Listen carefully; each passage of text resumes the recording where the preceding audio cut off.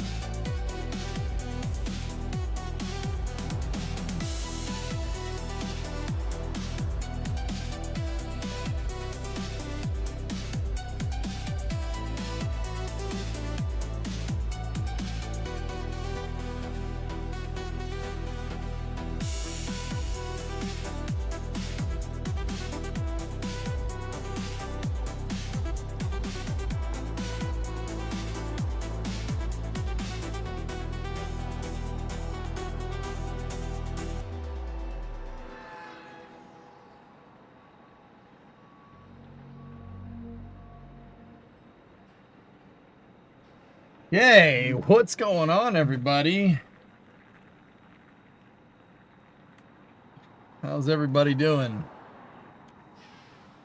How is everybody doing? I'm having a good day. Are you having a good day?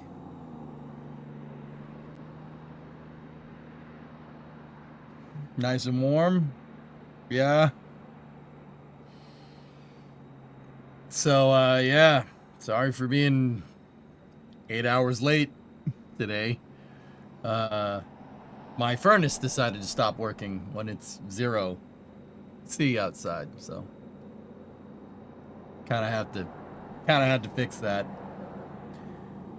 Burn the house down yet? No. Tranquility Base here. The Eagle has landed. A quote from EJ_SA, quote, I will be streaming a lot next week, probably the most streaming ever, and many tell me possibly the best streaming ever, end quote.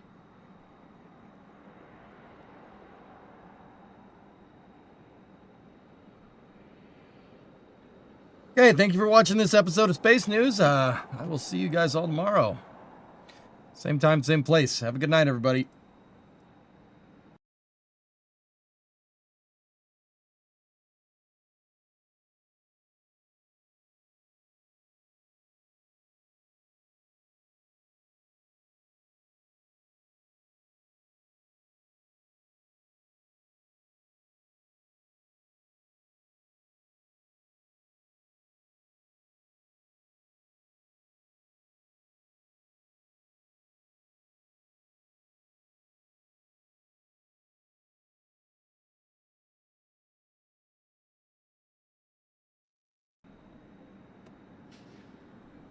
Hi.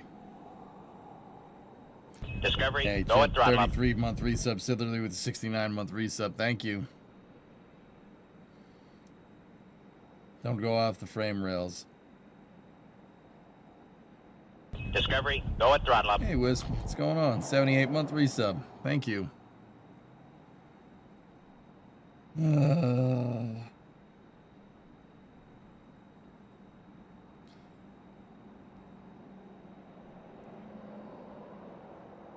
Space is close to launch.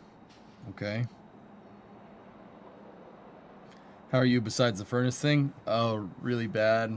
Yeah, I chipped a tooth over the weekend. Actually, to be 100% real, I chipped a tooth right before Flame Trench when I was eating dinner. And I did the entirety of Friday's Flame Trench in an ungodly amount of pain. Yep. Narfa gifted 10 memberships over on YouTube. Thank you very much. Discovery, go Sidewinder at had throttle. 23 months. Vin had an 80-month resub. Yeah. Go watch that flame trench again. I'm sitting there doing this like the entire time because I'm trying to keep the pain, like from the ungodly amount of pain that's going on. I have to get a root canal tomorrow, or well, I don't know that for sure, but I'm pretty sure. Merry Christmas. How did you chip it? So, to be honest, I can't be mad at my teeth getting chipped. I can't be mad at all that. I did not take care of my teeth for a long time. And when, I don't know, about a year ago, I had to get a tooth pulled. Actually, it was more like a year and a half. And I had to get a tooth pulled because there was nothing left. I just ground it down, wore it down to the nub. I had to get it pulled.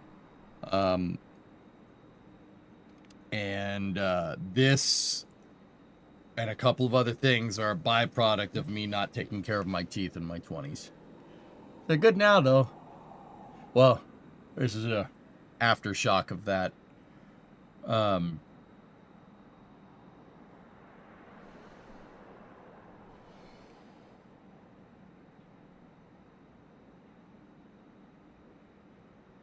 You did good not telling people? Yep.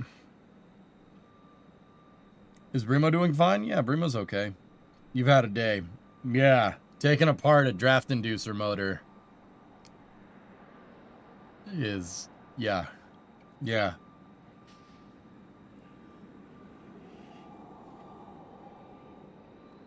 Doubt you heard, but the head of Battlefield passed away. Discovery, go at throttle up.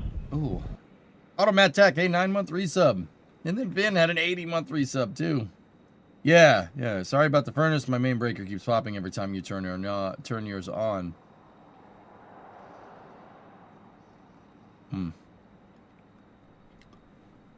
Yeah, Beats, it's not fun. That explains the end of the flame trench, why you just sat there. I was trying very hard to not say anything. InnoSpace is there. I don't...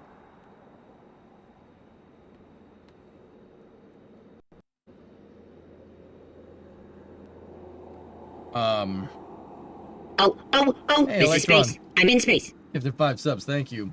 Rip Greg Biffle. Yeah. Dude,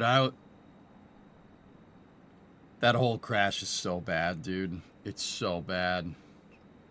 My heart goes out to Greg and his family, man. That sucks.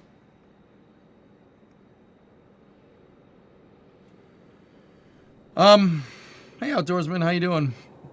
Yeah, alright. Well, let's pick up the coverage here and let's see what we got. So, this is the InnoSpace launch. InnoSpace is a Korean launch company, and they're launching from Alcantara. Alcantara is a Brazilian launch site. The rocket is poised on the pad. Do you commentate the Long March 12? No, I don't do commentary on trash. Yeah, this is a spaceflight stream. Okay. Yeah, Alucard is a plane crash. Discovery, dude. go at throttle up. I don't know, man. They, the NTS, you know, before I say anything about it, I don't want to talk about it, but, yeah, I saw some, curiosity got the better of me, and I looked at some of the crash, and then I watched a couple of videos about it. Yeah. This is space. I'm in space. I think they know what happened. Hey, Fluffy, gifted 5 subs. Then Devious had a 6-month, or 59-month resub on a 6-month streak. Yep. Yeah, Hellfish. Discovery, go at throttle up. The baggage racks.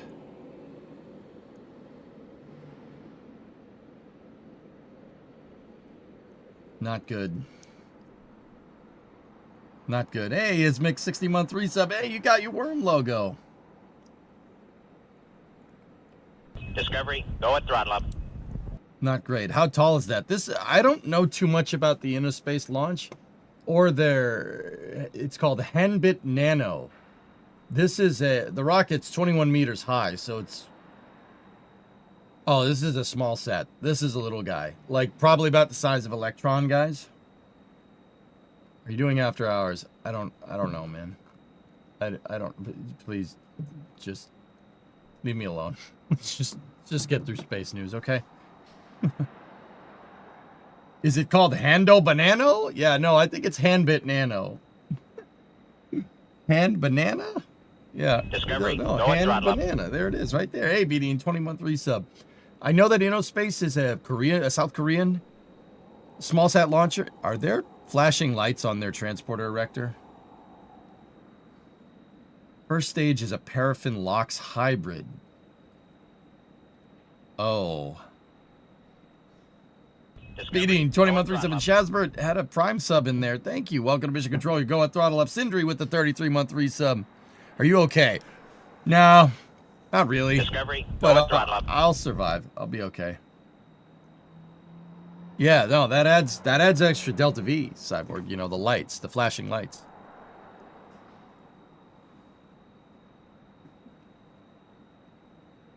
Discovery, go at Wishing you the throttle up. best. Thanks, guys. Yeah.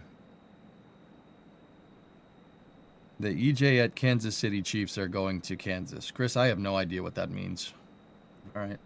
Hey, Aramil, 24-month resub.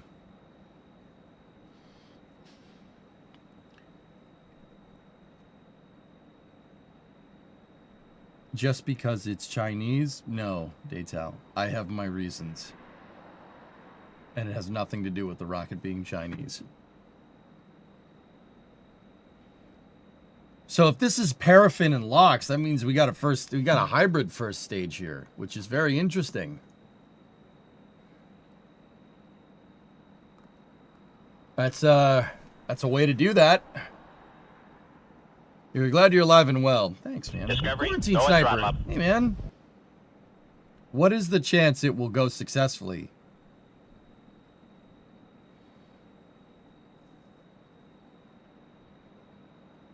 It's always a risk with a new launch from a new company with a launch vehicle that's launching for the first time. Data, I'd prefer not to talk about it, dude. I have good reasons, though. This is paraffin? Does it make this rocket launch actually lighting a candle? I mean, it's pretty close, yeah.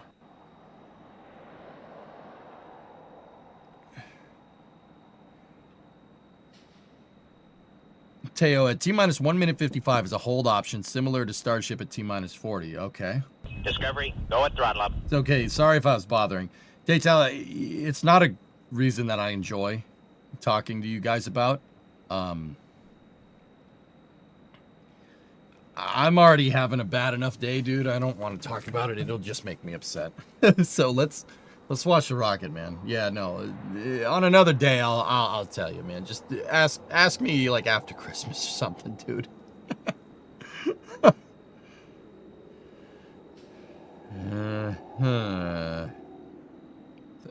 Okay.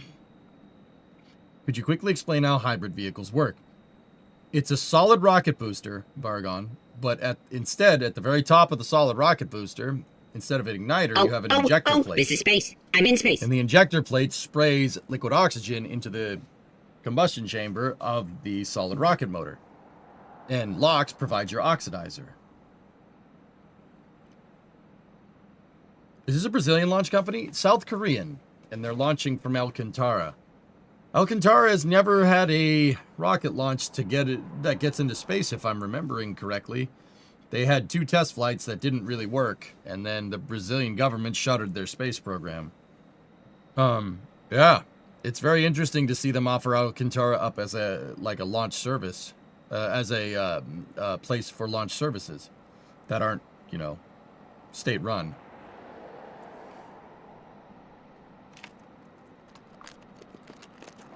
Hope everything gets better. Me too, man. Me too. Yeah. What are you gonna do? Woke up freezing this morning. Yeah, and I was like, must be really cold out. Let me go adjust the thermostat. And the thermostat's like, your furnace is broken. And I'm like, okay. What kind of inclinations do you get from Alcantara? Alcantara is not that far away from Kourou, where the Europeans launch from.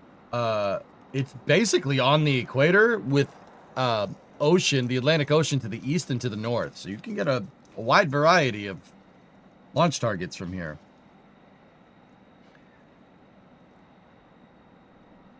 No, money is money, yeah. Yep. I don't know, Mandalore. I'm not sure. I'm probably not the guy to go to be asking current event space news, with the exception of a couple of things, man. I have, yeah. Really, really bad week, dude. Oh, we got some venting there. Henbit Nano is 21 meters tall, but Electron is 18 meters tall. This rocket's a bit taller. Yeah, it's probably because of the hybrid. Drunar, hey, $10 Canadian. Thanks, man. Little holiday bevy fun. Take a break and enjoy the holidays. You deserve some downtime, too. I've had involuntary downtime, though, Drew. That's my real big problem. Is there a customer payload on this? That's a really good question. Let me, I have to just, I'm going to default right to, next space flight.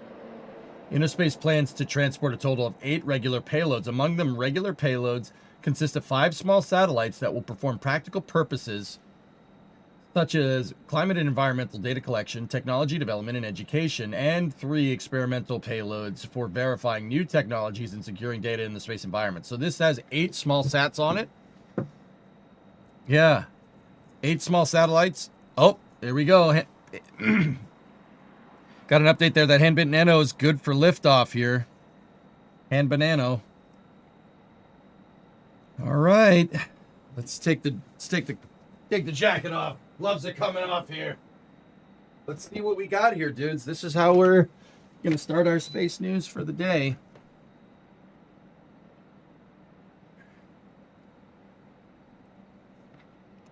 It would be nice if they showed the count, yeah.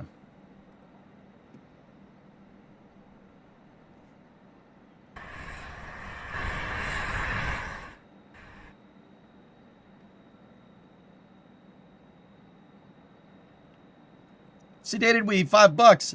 Liquid upper stage on a single stick solid. Ares 1, my beloved. $5 super chat. Thanks, man. Yeah. Oh, here we go. There's ignition.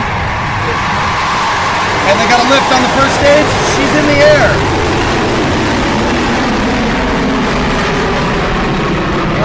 It's a little slow.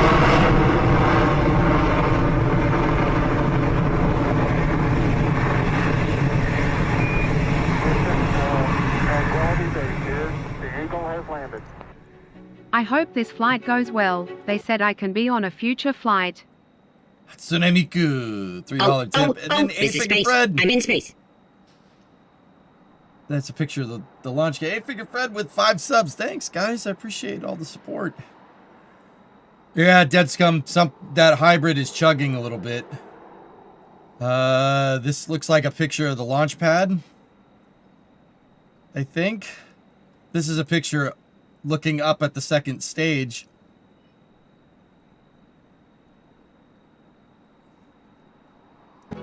Yeah.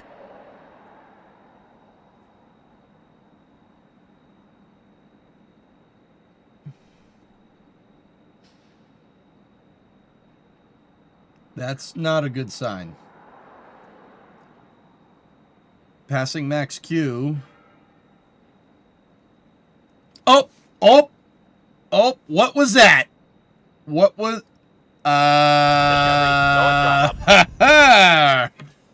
Oh, and also some of their pad is on fire.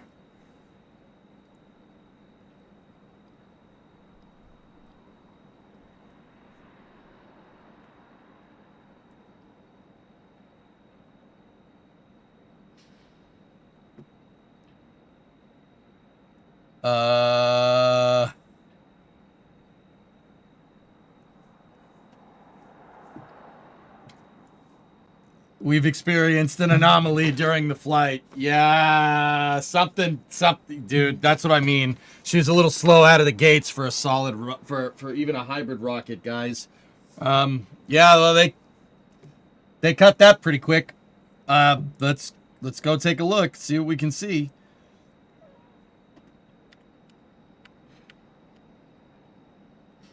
All right, let's take a look at this again.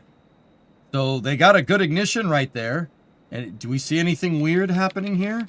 This all looked fine. Believe it or not, this looked okay to me. Everything here looked fine. Yeah, let me just scrub through it again. Oh, dude, their transporter erector changed colors.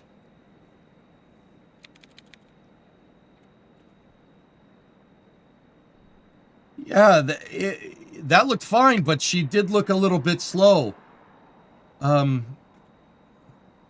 Yeah, see the... There we go. See that?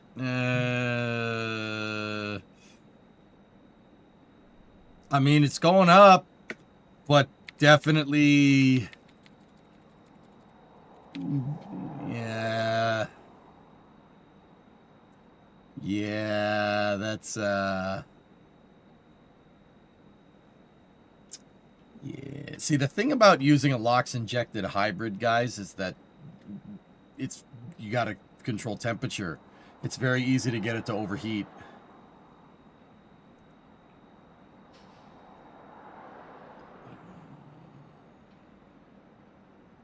So, guys, if that was part of the throat coming out of the booster, getting thrown out there, you're going to have a real hard time maintaining combustion chamber pressure if part of the throat's going out the back, and it's going to screw your entire burn up.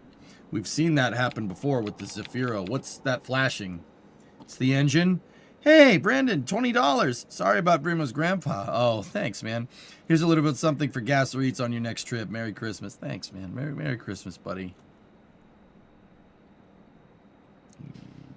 Discovery, go at throttle up. Yeah, see, that sputtering is not good, but she's going up like it's making thrust, and I don't know what that camera is. That looks like it's looking down the transporter erector.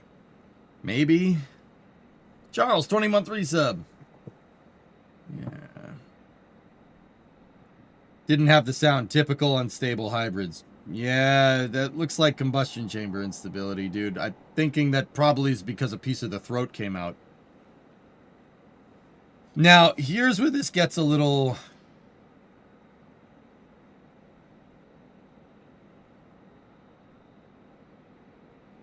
Huh. Hey, Drew. In a go to space today, hoping for some good data. Yeah. I don't know what this is. Yeah, I'm not sure. This is a shot of the second stage there.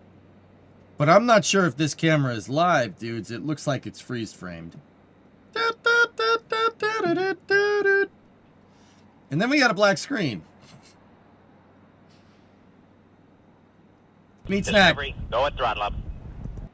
And this is where this starts to get a little Yeah, exactly, Fluffy. That's right.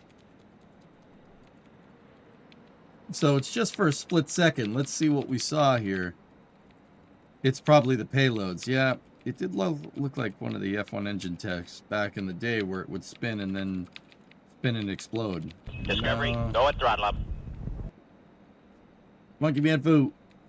What are we looking at here? Ho, ho, ho. Yeah, that came back down.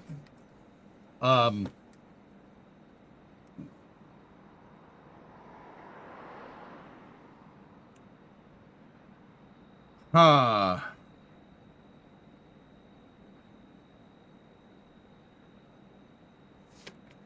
I don't know if that's on the ground. This looks to be a drone shot, guys. All right, let me just look around and get our bearings here. So we got lines of lights here and here. Got that and that. They did show this shot before the launch, so let's just take a look and see if we can see it right before they went to launch. There we go.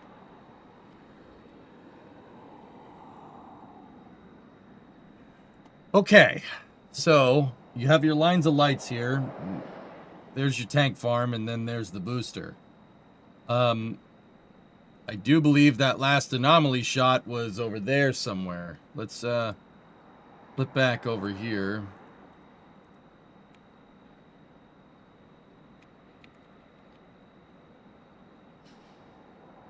So the launch pad's over here, and that's over there, and there's some fire on the ground over there. Yeah, she didn't get very far. I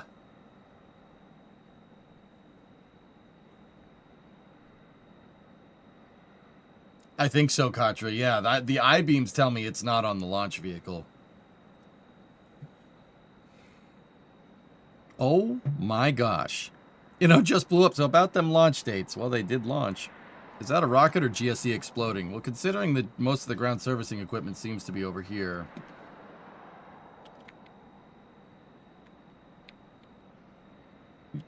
Fellas, Cyborg, you answer me this.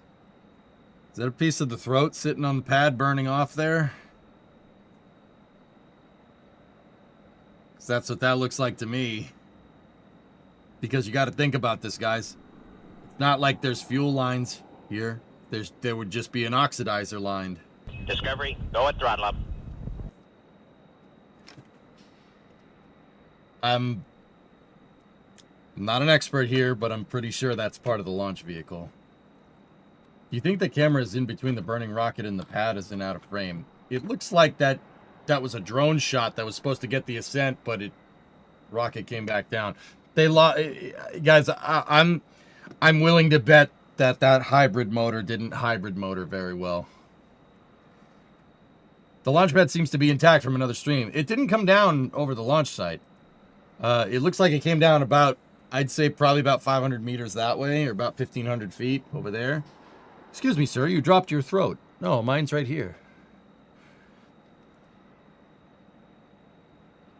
We got hands on face right there, right there, right there, right there. We got a bunch of people that really don't look happy. Hands on face over there.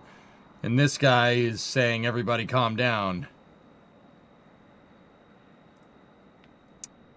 I'm going to go ahead and guess that these guys started yelling at each other. That's what that looks like to me. That sucks, man. You never want to see your stuff blow up in your face like that, dude. I'm going to go ahead and guess that those boys back there are the range.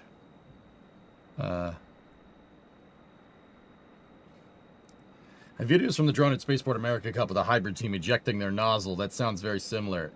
Cyborg, I'm going to guess that that's what happened.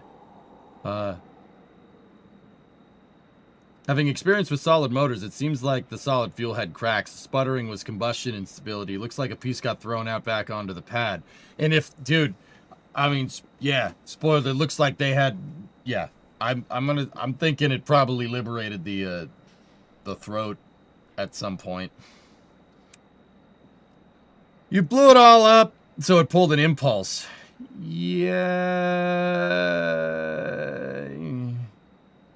Is it possible that it got hung up on something while starting to launch and it ripped something off? I don't think so, man. You blew it up. Yeah. Unfortunately, Innospace did not Innospace. They did not go into space.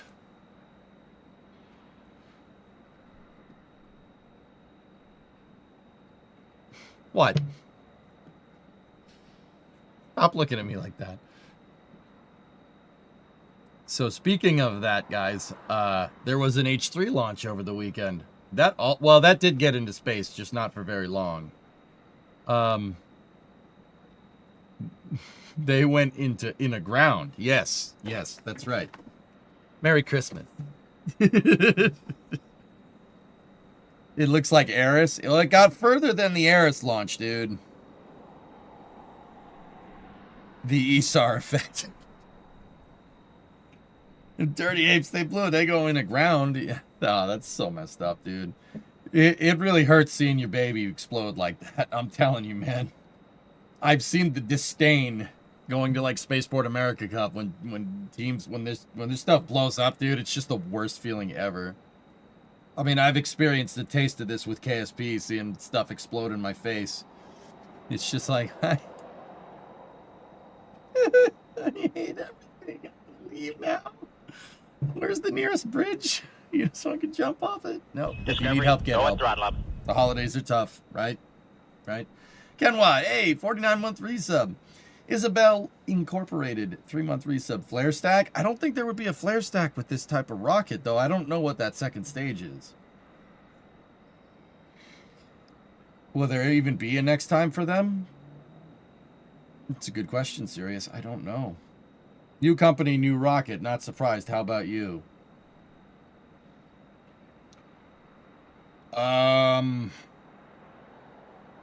Yeah. It's not ideal, that's for sure. No space for you. Come back 1 year. Next. Yeah. Next. Yeah, right. That sucks, man. You know, it's just... Yeah. I felt many shockwaves of Spaceport America Cup rockets exploding. I'm right there with you, man. The one time I went, you weren't there. No. Sad Jackson noises. Yeah, the H-3 rocket didn't go either, guys. They had their hydrogen tank on their second stage depressurized in flight. Remember what we said about hydrogen always wanting to leak. If you don't give it a place to leak, it's going to leak for you. I just don't understand why people keep trying to build hybrid motors. I don't understand the allure of those at all, Phil. I really don't. They have two upper stages. One's a paraffin LOX and the CH4 in LOX. So it's...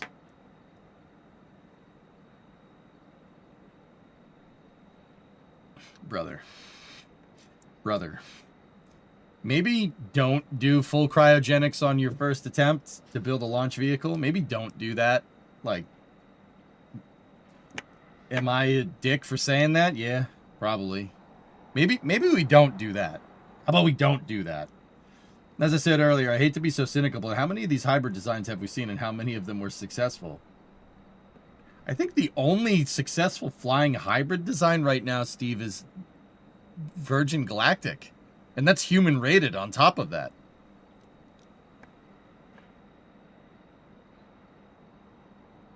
I'd believe that, Cyborg, yeah.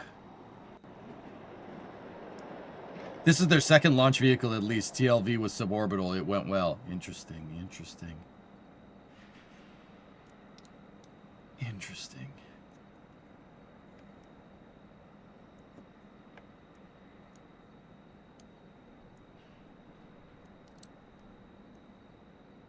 Hybrids aren't fully cryogenic. Did you miss the part where it said CH4 and LOX third stage, Dink? Or you just having trouble learning how to read good? TLV was paraffin too, so it's probably a big disappointment. Hey, Gray Bill, how are you? No, this is 2 stages. Why would...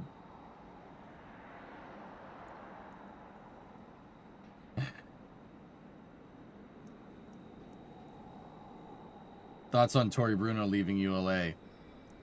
Brother, that's a curveball, man. That's a huge curveball. I did not see that one coming. I just happened to be on my phone right when ULA posted it, and I was like, so, fellas, very interesting thing, dudes. Tori Bruno resigned. He resigned. He did not retire. He resigned from his position as CEO of United Launch Alliance. The statement from ULA said he is moving on to other opportunities. Now, yeah, I don't know what that means, to be 100% honest with you. I have thoughts. My mind's defaulting to some type of Golden Dome program.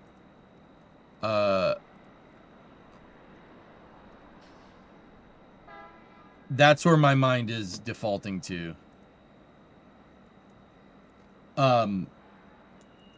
Now, okay, so something very interesting here, dudes. Here, take a peek here. So this was my repost of it right when it happened. It was 8 hours ago. So check this out. This is the statement from ULA themselves. Read this. So this is a statement from Robert Lightfoot, ULA Lockheed Martin board chair, and Kay Sears, ULA Boeing board chair. United Launch Alliance is a joint venture between Lockheed Martin and Boeing. After nearly 12 years leading United Launch Alliance, current ULA president and CEO Tory Bruno has resigned to pursue another opportunity. Okay. We are grateful to Tory's service for ULA and the country, and we thank him for his leadership. Okay. Effective immediately, John Elbon is named as the interim CEO. We have the greatest confidence in John to continue strengthening ULA's momentum while the board proceeds with finding the next leader of ULA. Now listen to this part. This part, I'm not trying to read too much into this, but together with Mark Peller, the new chief operating officer, John's career in aerospace and his launch expertise is an asset for ULA and its customers, especially for achieving key upcoming Vulcan milestones. So Tory Bruno left the president and CEO position, and they replaced the operations officer.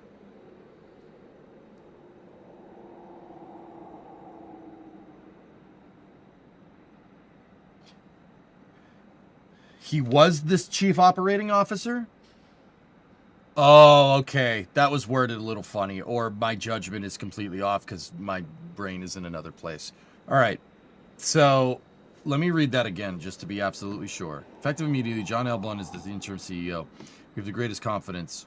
Okay, this implies that he was the operating officer. Okay, operations officer. And Mark replaced him. Okay, cool. All right. Dude, when I first read that, I was like, they got rid of him and the operations officer? Sounds like Tory Bruno had a disagreement with management.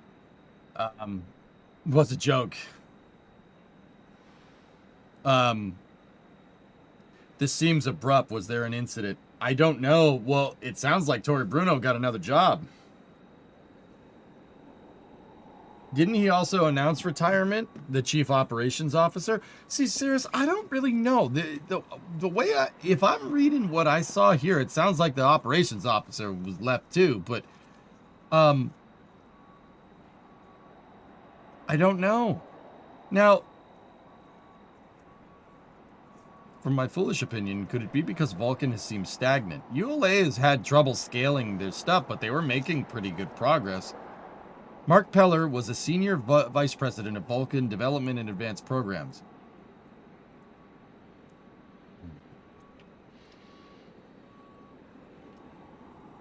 I don't know.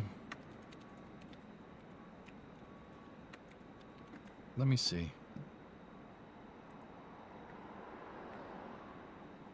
John Elbon was the chief operations officer, guys. He moved up to Tory Bruno's position. They did. I read it wrong. They did not clean house like I thought. Tory Bruno just left.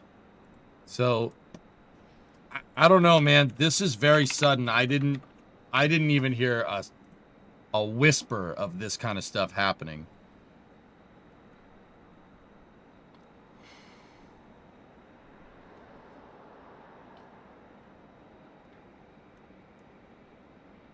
Yeah.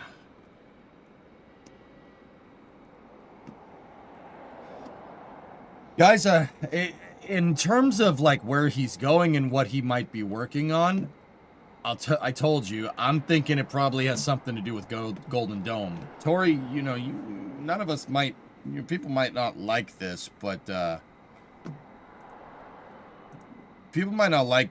yeah, Tory Bruno is a disgustingly good missile engineer. Like, disgustingly good.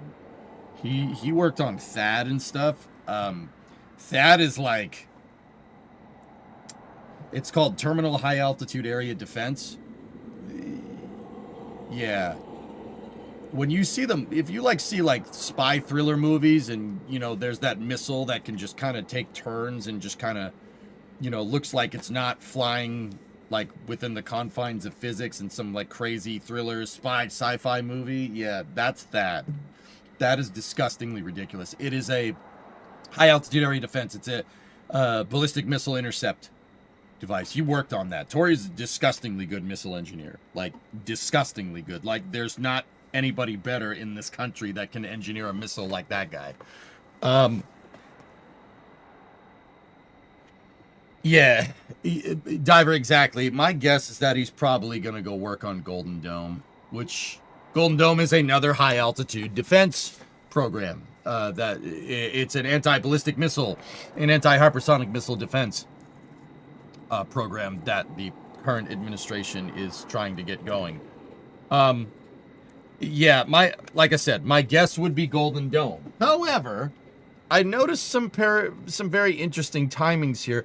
And I haven't really done enough research because I've been away. And once again, I apologize. It's just, yeah, I'm really not having a good couple of weeks here. And I feel like I keep saying that. I do have plans for 2026. We're gonna right the ship, but that's, I did notice some things. So there are some correlations here. Some of them were pointed out to me. And once again, I haven't really done some research. This isn't very much me reporting the news so much as I'm at, like, we're kind of just having a conversation about it. Furnace said skill issue. Dude, I couldn't believe it. Now, fortunately, it was just, I got lucky, man. It's just some of the vacuum diaphragms on my, the vacuum diaphragms for the igniter. The igniter switch is vacuum actuated, and the vacuum diaphragms were just a little clogged up. And we blew out, me and my cousin came over, who's an HVAC guy, and we blew out the lines, and we're good. My draft inducer motor sounds like a jet engine right now, which is not great, but yeah. Starbase Live. The coyotes are down to Starbase. You hear that? Yeah, yeah. We had those storms that came through, and some water got into my HVAC systems, apparently. What are you gonna do? It happens.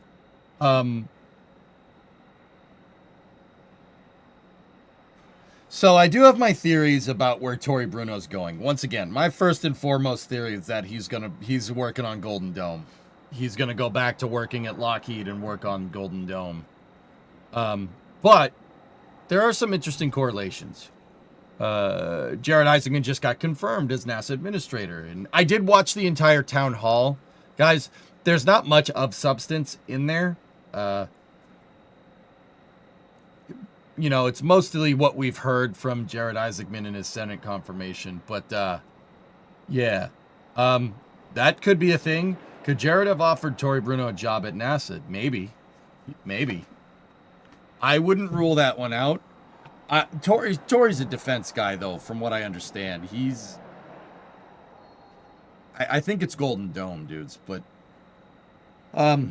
yeah, he could take a position with Jared Isaacman. Tory Bruno knows how to get stuff done. He's probably, like I said, that guy's probably the best in the business for bringing programs to operations. And guys, his resume for missiles is and just defense projects in general, anything that has to do with rockets is unmatched. Like I said, I would call that guy one of the foremost experts on like missile tech in the like developing a missile in this country. Like, he's very much at the top of the list. That guy is really gosh darn smart. Tory is deputy administrator. I would not, dude. That would be sick. I think Tory Bruno is created Thad. Let's go. Oh God.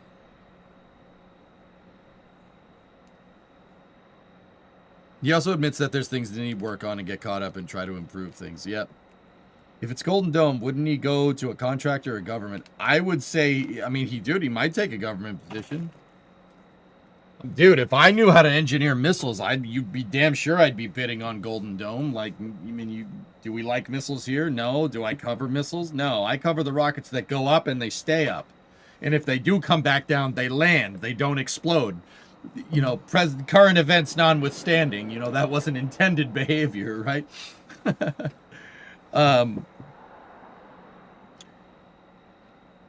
I had another crazy theory. There's no way that this is a thing, but I had another crazy theory. I don't know if you guys saw a post from Vast over the weekend, but look at this. So Vast announced that Kathy Leaders joins them as an advisor. From helping pioneering NASA's public-private commercial model to advancing a new era in low Earth orbit, Kathy's experience is a powerful addition to the Vast team. Vast poached Kathy Leaders from SpaceX.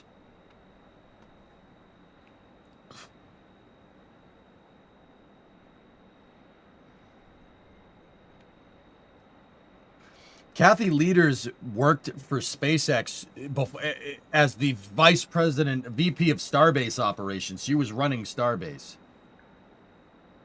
Kathy is still retired. She's just an advisor at this point. Yeah, so that means who's running Starbase? Discovery, go at throttle up. Oh, thanks, Josh. We appreciate that, man, a lot. Thank you. 103-month resub. Thanks, man.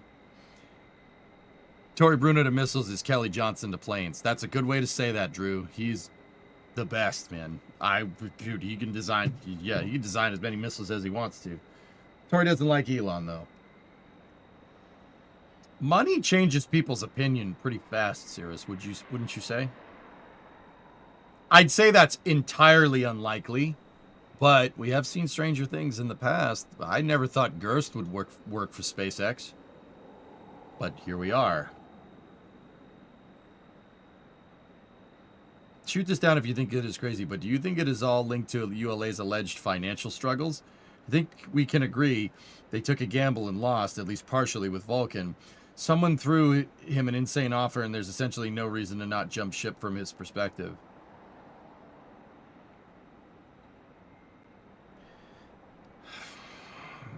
Yeah, Steve, that could be. I don't think he jumped ship. The way they say that statement means like he got a job somewhere else.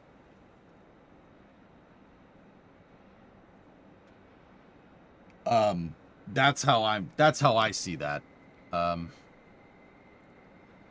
don't think he saw the writing on the wall. I don't think so, guys. I don't think that has a lot to do with it. Tory Bruno doesn't seem like the kind of guy that would jump ship. It's just my opinion.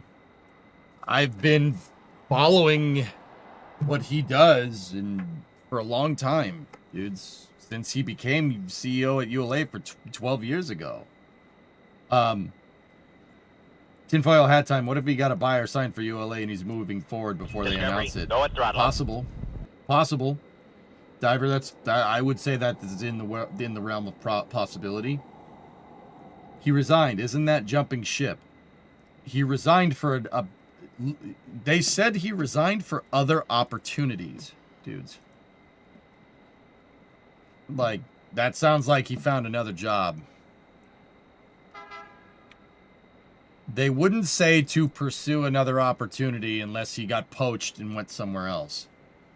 He didn't retire. He didn't just leave. Could Jared have tapped Tory for a NASA position? I see that as inside the realm of possibility binary.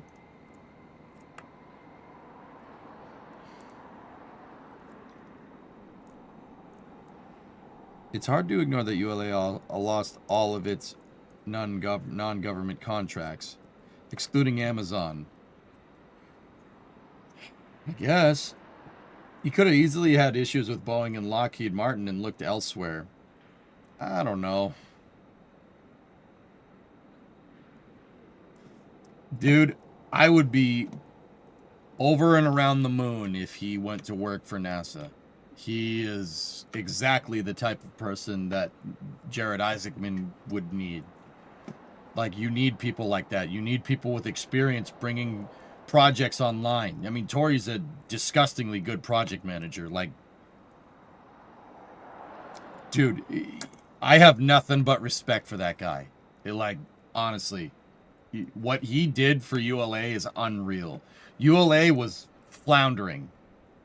10 years ago, 12 years ago, they were floundering bad. Like, real bad.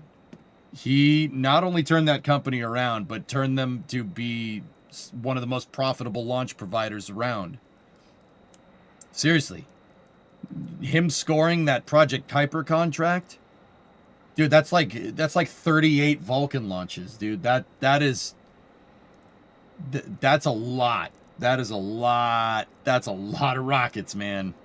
Yeah, him spearheading that whole thing, that's working with Jeff Bezos for propulsion. Not a stupid thing to do.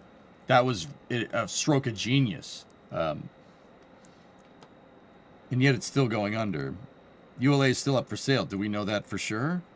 I don't think ULA is going under, ARJ, but I have said it myself. At this point, if you're making an expendable launch vehicle, you're going to get left in the dust. I think that's something that we can kind of all agree on. I mean, the writing's on the... That's why that New Glenn landing was such a big deal, dudes.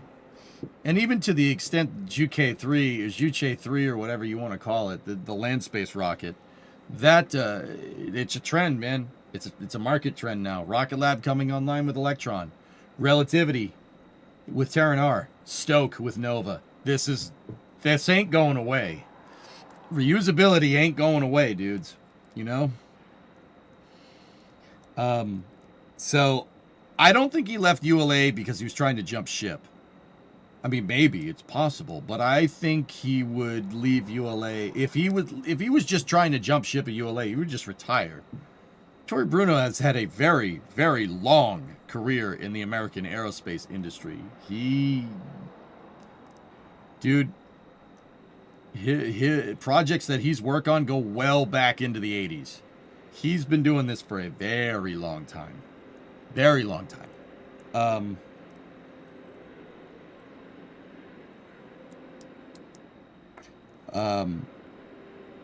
Oh, hello. What's up, SVO?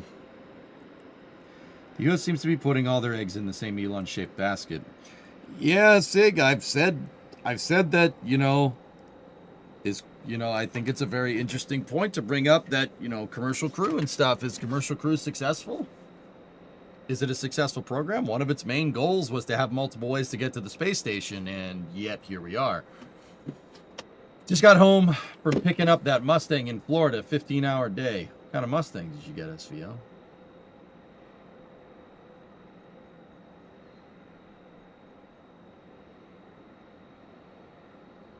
So you're saying there's a chance the X-33 program comes back? That's never happening. Have we ever heard Tory talk about a dream project? He came out of Lockheed. Aqualex, I think he's going to work on Golden Dome.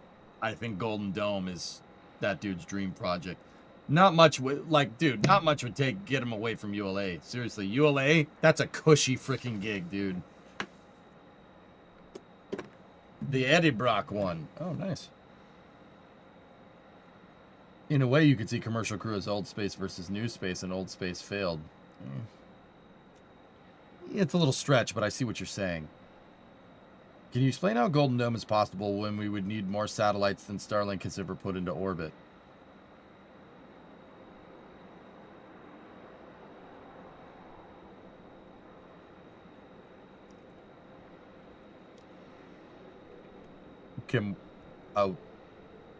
Are we not allowed to launch more satellites into space? I'm confused. Also, it's a juicy, juicy defense contract, so... I mean...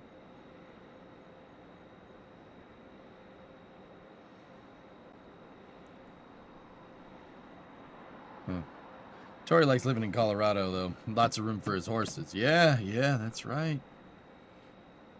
Is there pictures of this car, SVO, in my project stuff or something?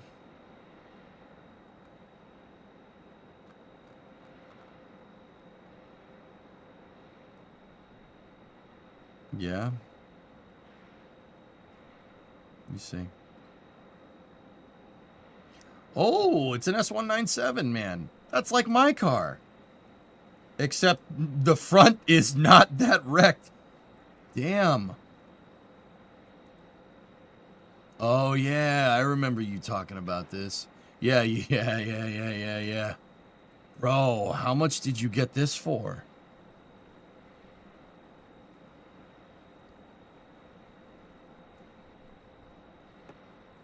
Wouldn't it be funny if Blue Origin poached Tory? That's a possibility, dudes.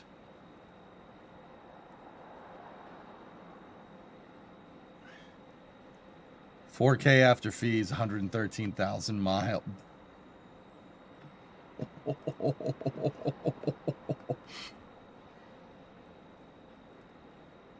Oh yeah, I was not having a good time when I replied to this. That's why I don't remember doing it. But also at the same time, do that. Is it a 4.6 valve with a supercharger on it? You still have that Mustang? How many miles on it?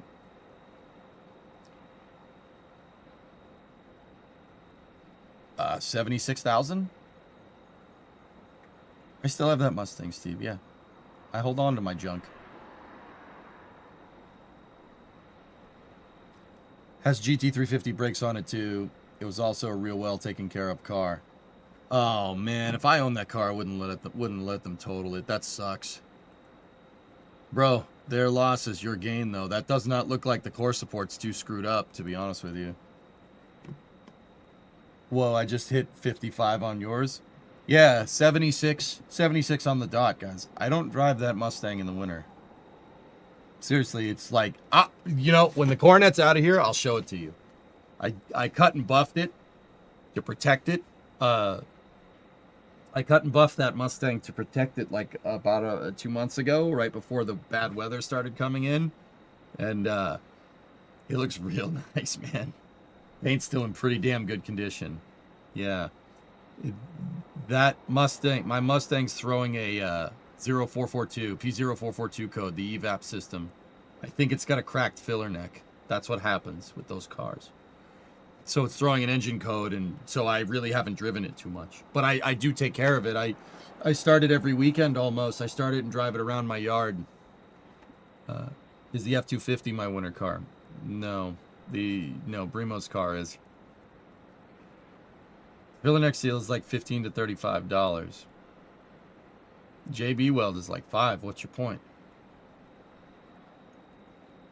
What year? I have a 2008 Mustang GT. That's my daily driver in the summer. It's a 4.63 valve with a 5-speed behind it. It's got, like, what is it, a Tremec 3660 or something? Also, did you see the Jared Isaacman NASA admin count post about the H3 failure? Nice change of pace from other stupid posts. No, I didn't see that. Yeah. Road to the Strata getting married to acquire a winter car. You don't really have a winter car, Steve. Like, so bonus is that I'm pretty much on Cape Cod. We live by the ocean. It doesn't snow much here. It did snow last week. Got about 5 inches of snow, but whatever. And then it rained a lot. I know, because I found a lot of that rainwater in my furnace this morning. Don't worry, it won't get in there again.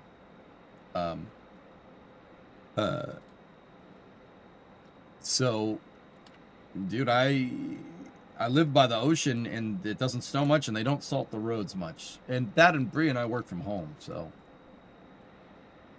What's a winter car? We got no winter here in Noland. Yeah, you guys don't know what a winter beater is. It was an Army veteran's car, so crayons. He likely just took the check and upgraded the car to a 5.0. It upgraded to a 5.0. Yeah. Yeah. Yeah.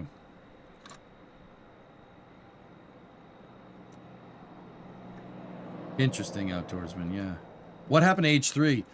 I heard, albeit this was on X, so I'm not sure the validity of it, guys. I've been trying to stay in touch with Space News. Their second stage hydrogen tank depressurized during ascent, and it did not have the Delta V to get into a stable orbit. So, yeah, beautiful area, by the way. I want to make it back out there one of these days. Oh, yeah, no, it's nice. The point that I'm trying to tell you is that we don't drive them on salted roads too much. Well, Brimo's car, we drive on salted roads. But, yeah, like my car, I just wait until it rains, because it's gonna rain, because I'm near the ocean. You just wait till the rain washes all the salt off the road, then go. When I lived up in the city, dude, you couldn't do that. You couldn't do that because it stayed dry. We weren't by the ocean. So, Steve, we get the opposite. Having the ocean to my east, I get the opposite of the lake effect. So I mean, you know the lake effect. I don't need to tell you that. I get the opposite of that. So if the storm is approaching the ocean, it heats up and it just turns to rain. Do you think the world will ever get Mach 5 planes? Yes, we already have that topical fish. We already have those. Okay. Tinfoil Santa hat time, okay? I think the SR-71 can go past Mach 5. It just, not some crazy conspiracy, just with how the J-58 and the Ramjet works. So the SR-71, the CIA's spy plane that they made in the 60s, or 50s technically, that I think it can go past Mach 5. And honestly, I think the XB-70 could go past Mach 5 as well. I think, honestly, the limitations there aren't your propulsion. The limitations are the actual materials that you make the plane out of. So, what I'm trying to tell you is that the SR-71 can go Mach 5 once. And the SR-7, the XB-70 could probably do it as well. The SR-71's fastest speed that's been acknowledged, that's in Lockheed's own terms, is Mach 3.2. It can absolutely go faster than that. Now, in terms of like Mach 5 planes for you and me to travel on, maybe in the future, topical, sure, maybe.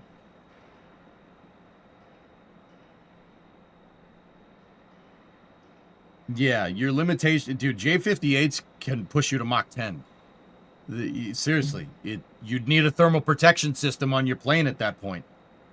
Like, I'm serious. The SR-71, they got around this by making the fuselage out of titanium. The entire plane's titanium, which is just... That is an absurd undertaking, even by today's standards. What was the Concorde's top speed? Concorde can go Mach 2.2. It has 4 Olympus 593 engines on it with SNECMA afterburners.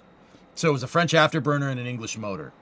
But the Olympus engine is disgusting. Dude, that is a really, really powerful engine. That is like the jet engine equivalent of like a big block Chevy. It's a big, hefty, howling, powerful son of a gun, man. And they put afterburners on it for the Concorde because I want to go fast. Now, to be 100% fair, does the Concorde go as fast as an SR-71? No. Does it go as fast as an XB-70? No. But getting something that big to go that fast is really, really, really impressive. Especially considering it's not a military plane. Like, that's pretty impressive, dude. Yeah, for that long, exactly. You know, it's like what sparked this conversation when I was talking to Topical just a second ago. I think the SR-71 can go Mach 5. I think it can. I just don't think it can do it for very long. And if you, like, one wrong move and you die. So from my understanding, Golden Dome sats will have space-based interceptors. So when did you become okay with putting weapons in space? When did I ever say during this entire stream that I was okay with this? Do not put words in my mouth, RJ. I'm not in the mood for that. Don't do that crap. I didn't say I was okay with it. I just said I think that's where he's going. I've never given you an opinion on Golden Dome, and I never will. Other than I don't like weapons. Do not put words in my mouth. Again, I'm not even kidding.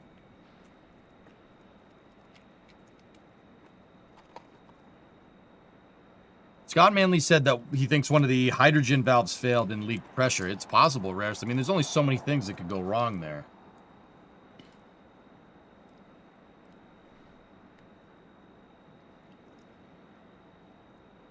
That's why Concorde was used to study the sun's corona for about an hour during an eclipse. Yeah.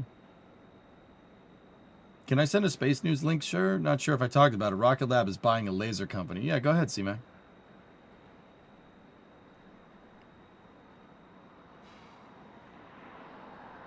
Interesting, Chris. That's cool.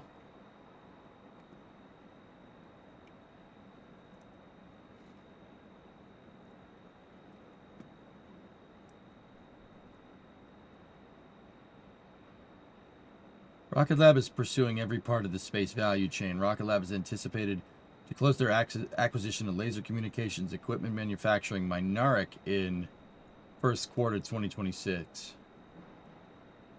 Peter Beck says, Rocket Lab is pursuing every part of the space value chain. We launch our own rockets, we build our own satellite constellations and volumes, and now we're closing on the final step and most valuable part of the space economy, operating our own constellations to provide data and services from space. Oh boy, more data centers. This is space. I'm in space. Yum Food, gifted a sub. Thank you.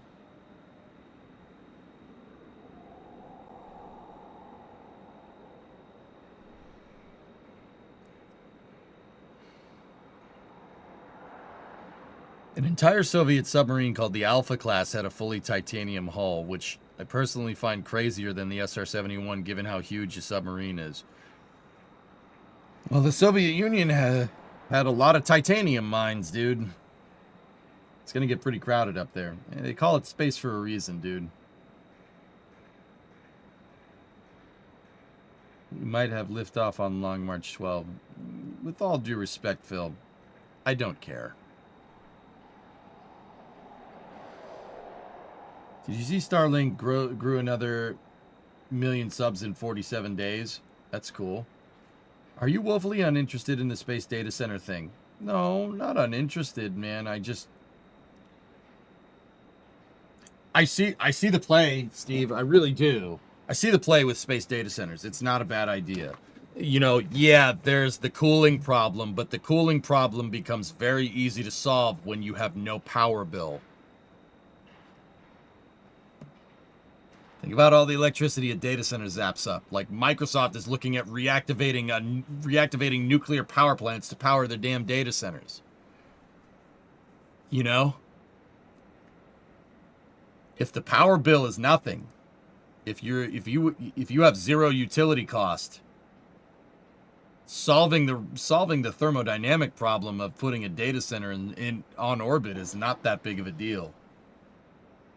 I mean, think about it, dude. Think about the capital investment needed for a data center and then the utility bill that comes with it that you don't have.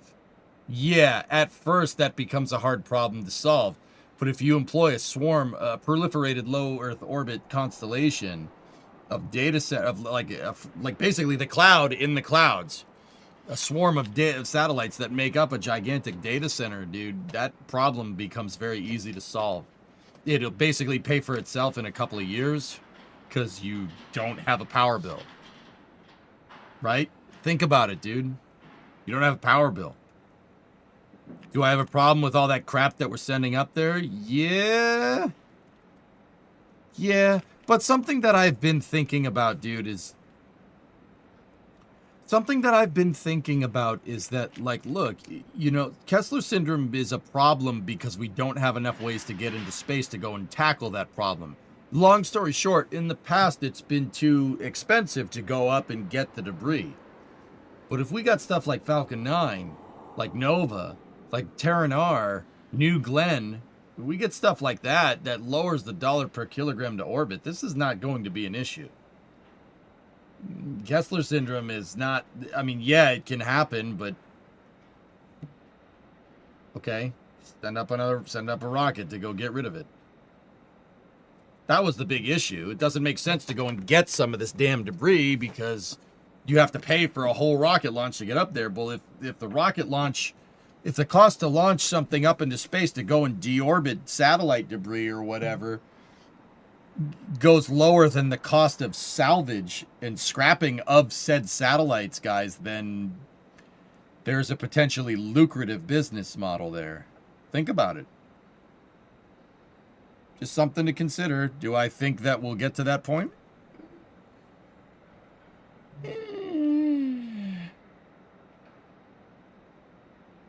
So for the datasats, would they use nuclear energy on a nuclear thermal engine base? I think solar panels are more than enough to solve this problem.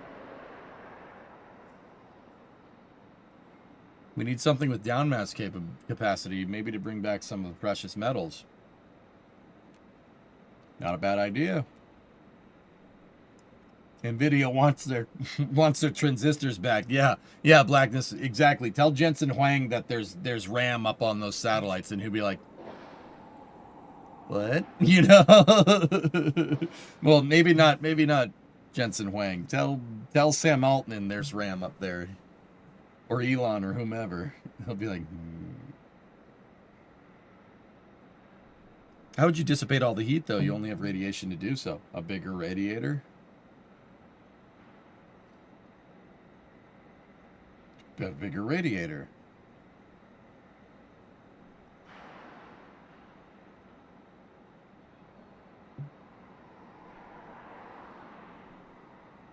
Yeah, I agree, Galaxy. I think that's right. I think Tori Bruno's going to go get his hands dirty somewhere. We'll see.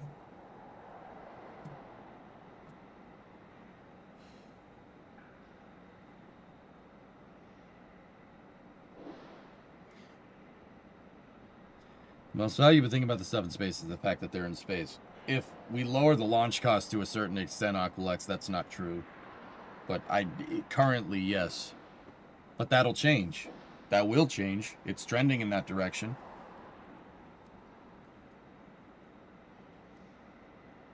Yeah, Bob, there you go. I mean, Deadbringer, am I missing something here? Just make a bigger radiator. Once again, dude, is that a hard thing to do? Just make a bigger radiator? Yes. Yeah, absolutely. Thermal management in space is a huge deal. That's a huge problem to solve. But that's just a singular problem to solve. Data centers, terrestrial data centers are going to have a utility bill for a long time, dude. Long time. Yeah, like I said, I see the play. It makes sense. I personally don't think that building a bigger radiator on a satellite is a harder problem to solve. I really don't.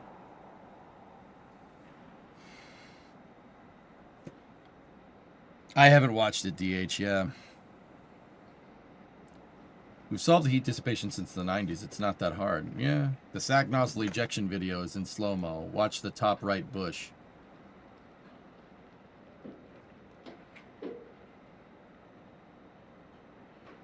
Oh, yep. Yep, that's gone. Yep. Yeah, I see it. Yeah, it went up there. Wait, more sats, more sunshade to help climate change while harvesting the energy? I don't think we're talking about that big a satellite, Martin.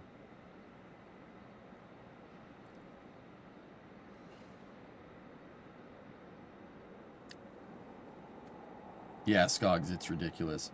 What's stopping Earth data centers just building solar on site with battery backup, making space-based data centers? So, solar power down here isn't nearly as good as solar power up there. The reason why is because the light gets diffused by the gas in our atmosphere. Don't get me wrong, solar power still works really well down here. Long story short, the atmosphere is in the way. Think about it like if you're a scuba diver, right? And you go down to a certain depth, it just gets dark, right? Same idea, but with gas instead of liquid. With how SpaceX does the transporter missions, is it viable to send a second stage core with 50 to 100 microsats that are just basically an engine with a claw? I mean, Contra, if the price to send stuff up there goes down, sure, why not?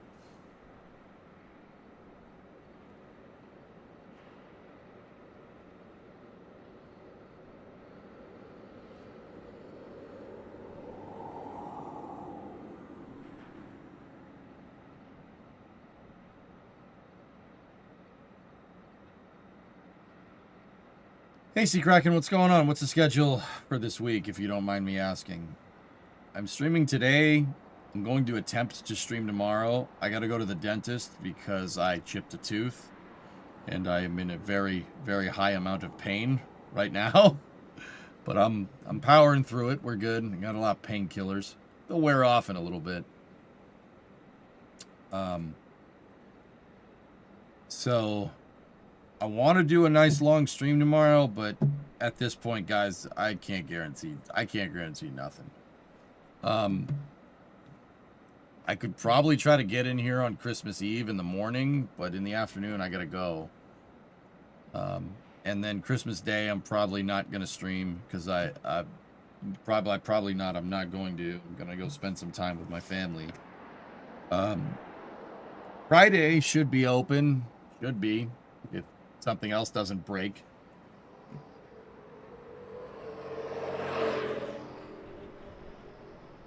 And then on Saturday I get on a plane, and then the last week of this year is basically a wash because I'm going to be in Michigan. You going to do another state of the stream? When I get back hired, yeah.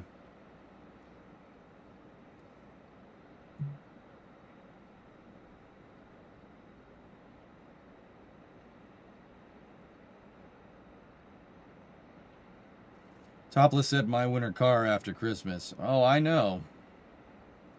Oh, I know. My summer car is going to come out when I am in Michigan.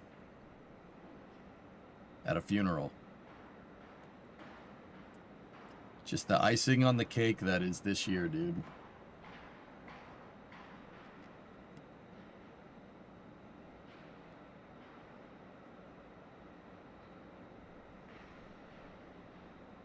Hey, Merry Christmas, Pauls.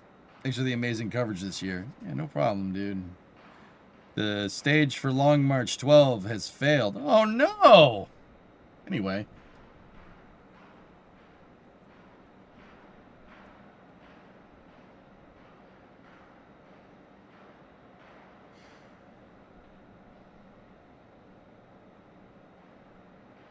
Yeah, Meat Snacks, it's not fun. Yeah, Drunar, Dude, at this point, I'm just mentioning all the snafus that have been going on just because it's ridiculous. It's funny at this point. I'm just, like, dude, I've reached, like, falling down levels of not caring about things. It's just, all right. I'm not giving you my goddamn briefcase. You know what I mean? Like, you know, I got out of the shower this morning. I'm like, okay, all right, new day. Let's get ready to stream. All right, what do I got to do today? Man, it's a little cold in here. Go up to the thermostat. Your furnace is broken. I'm like, all right, go look. Let's go fix it. Okay. Oh, okay. All right, man. Sure. The Long March 12A landing failed. Oh, no. Anyway. That's just terrible. You hate to see it. You may be cursed. I don't know what I did, ARJ. I must have broken a mirror or something, dude.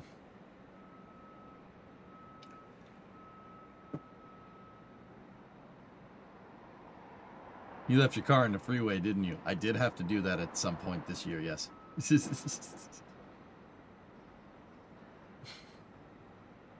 I get that. It's hard not to laugh sometimes. I have a customer trying to do a chargeback on over $4,000 worth of stuff.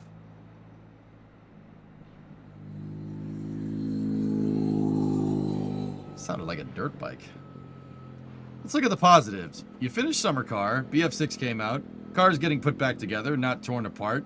You saw Super Heavy land. I did see Super Heavy land twice, and that is pretty cool. Now, like, fellas, the first 6 months of 2025 were amazing. I had a good time. It was fun, man. We had a lot of fun. We were doing a lot of good stuff. It was right around July. Like, I took my summer break and I came back, and that's when things started really going wrong.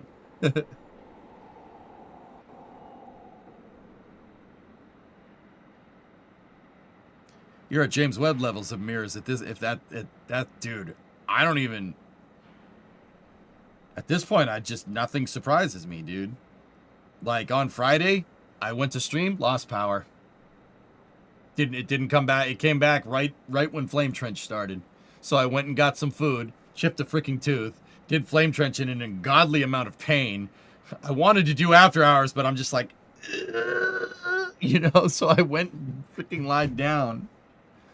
Saturday I was done, dude. I didn't do anything. Sunday I went to go visit my folks because I believe in doing that at least once a week. Monday I'm like, it's a new week. Let's go. It's a new furnace blew up. I'm like, it's all right. Okay, cool. I got to go to the dentist tomorrow. Most likely get a root canal for my tooth that's destroyed.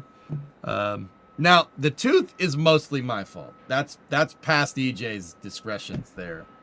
I did not take care of my teeth, guys, throughout my 20s. I didn't, and I'm paying for the repercussions of that now. So You know, the plan is to do a full stream tomorrow, but who knows what's going to happen at the dentist, you know? You're sucked at the second week of December. Yeah, that's fair. Yeah. You angered the gods by not returning to Starbase. You guys said don't go back to Starbase, not me. I wanted to go back. You guys said don't. Hopefully you spent all the bad luck points. I don't know, man. We'll see. Yeah, we'll see. So yeah, hopefully we get some streaming in over the next 2 days. I wanted to do really long streams Monday, Tuesday, and, you know, into Wednesday, but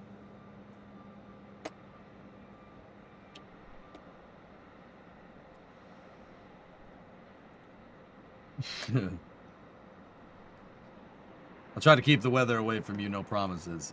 Okay.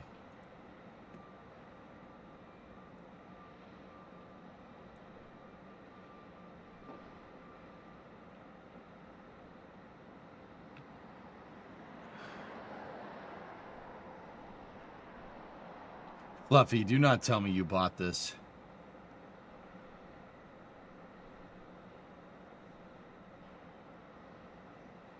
Oh, okay, good. Jeez.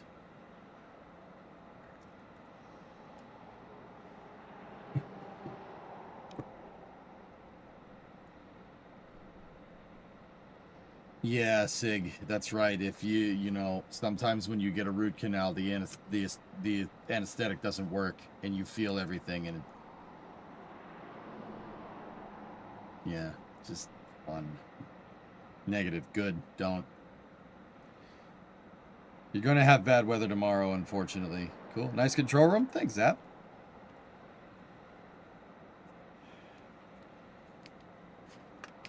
With all due respect, why don't you care about Long March 12? I think it's a pretty cool rocket, considering it's designed to be partially reusable, affirming the movement towards reusable rockets.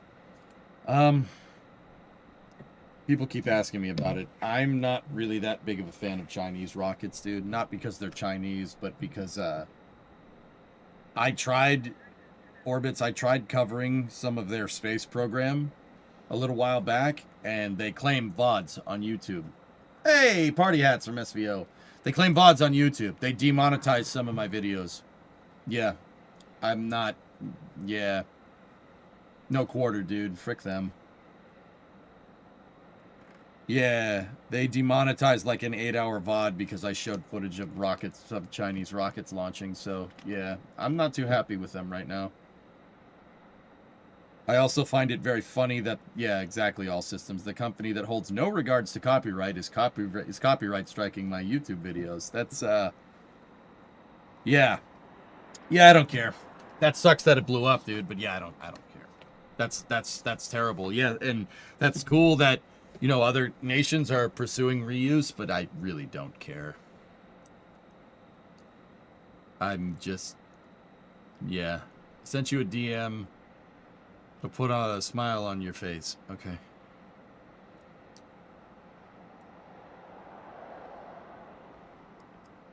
Yeah, there's also that, Zeros, for sure. Yeah, so I'm not really too Orbits, too happy with them. I don't really care. I'm bumming. That sucks that it blew up, dude. You never want to see that, but also at the same time, if I showed you it, they'd claim the video, so oh well. Yeah, there you go, Fluffy, for sure.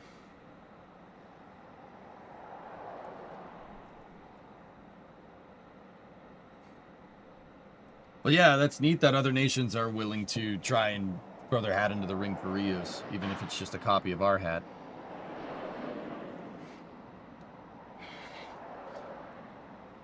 Yeah, exactly, Nader. That's right. So yeah, that's where I'm at, dudes. I tried to give some equal coverage. Oh, this is space. And it came back to bite me this year, so I won't talk about your space program if that's how you feel about that. Hey, C-Mac. Gift of 10. Thank you very much. Like, dude, do I want to be a dick about this? No, not really. I'd love to show that their commercial programs are taking off, but they just claim my videos, so whatever. Whatever, dog. Hopefully that clears things up. C-Mac, hey, thanks, man. It's freaking cold today, dude. It's freaking cold, guy. Did you watch the Handbit Nano? Yeah, they're, that hybrid booster didn't like being a hybrid booster for very long.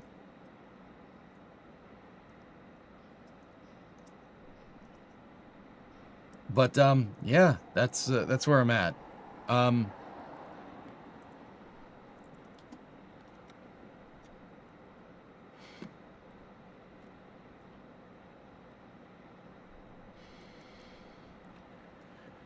Oh boy.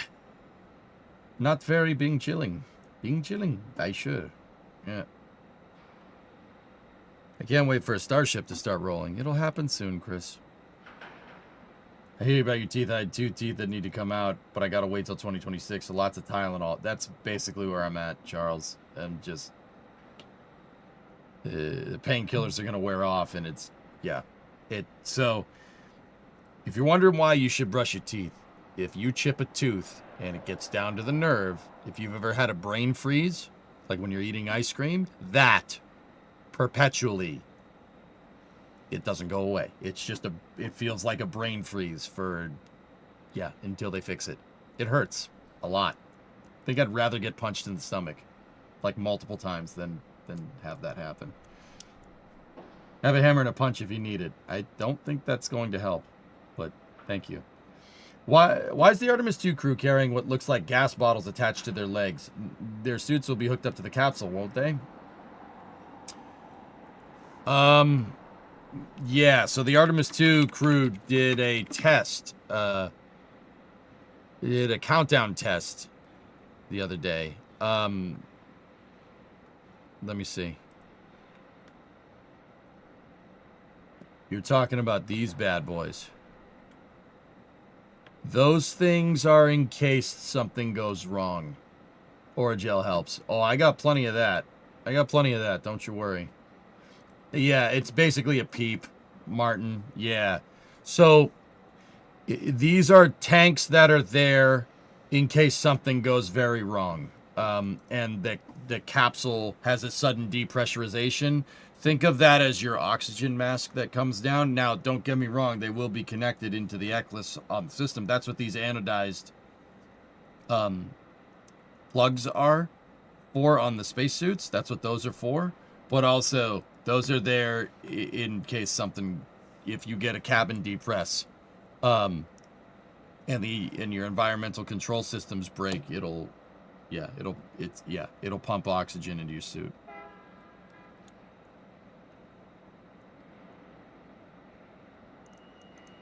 Why would something go wrong when the life support system is so well tested? Why 2 colors? In and out? That's correct. Intake and exhaust.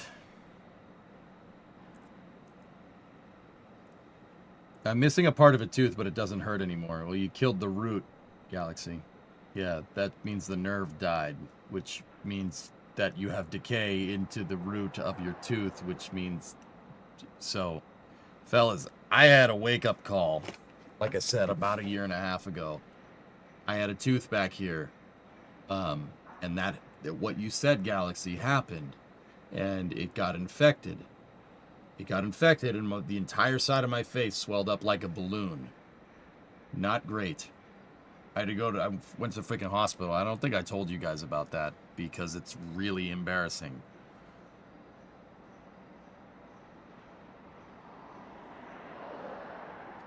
Oh, thanks, Charles.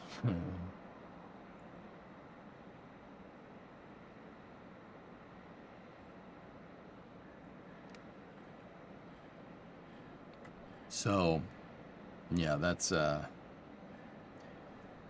yeah, that was a wake-up call. So I had them pull what was left of that tooth, and honestly, this might seem a little bit gross, but, that tooth is in my medicine cabinet, what's left of it, in a obviously a sealed like kind of container. And every day during my morning routine, I open up my medicine cabinet to, you know, get my deodorant and stuff to put, you know, so I don't smell like a gym locker. And I see it, and it reminds me to brush my teeth. That worked. Now, this chipped tooth, that, you know, once again, guys, I did not take care of my teeth in my 20s and even into my 30s a little bit, and I'm paying for that now. Yeah, I asked for it, Steve, and they were like, what? I'm like, I'm putting it in my medicine cabinet, and I brush my teeth every day, dude. Look. But the damage, a lot of damage already got done, dude. You know, once you start losing the enamel on your teeth, even if brushing your teeth is not going to fix it too much, you know.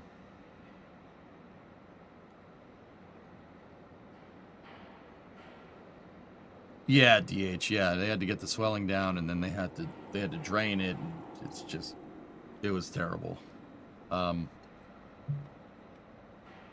So yeah, I brush my teeth all the time, guys. But yeah, this is just pain. Like I said, the tooth really isn't bad luck. That's my fault. This one is absolutely my fault. You should have brushed your teeth every day. Did you go over the new Battleship announcements? No, I didn't. You don't have to floss all your teeth. It's just floss the ones you want to keep. That's right. So belt fed, I use a water pick. When I brush my teeth, I brush everything, right? And then I use a water pick to clean out in between. The water pick works really well. Only floss if something is really stuck in there. And then mouthwash it out. That usually keeps everything nice and copacetic. But once again, the damage is already done back here, dude. That was going to happen anyway. Did you see the images of the CZ-12 landing attempt? Nope, I did not.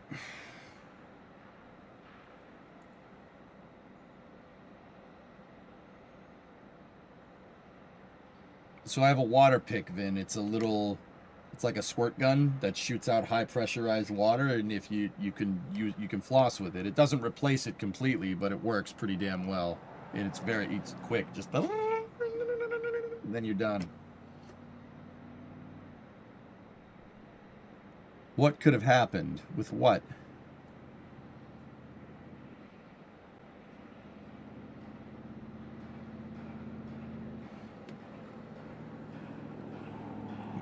I don't know. It's on fire. Stage is on fire. I can't show it on stream, dude. They'll claim it. I'm not taking any chances, dude. You switch to a hydroxyapatite toothpaste. That stuff is amazing. It fills the tiny holes in your teeth. Really? All right. Summary based on what I see. The rocket seemed to unzip from top to bottom.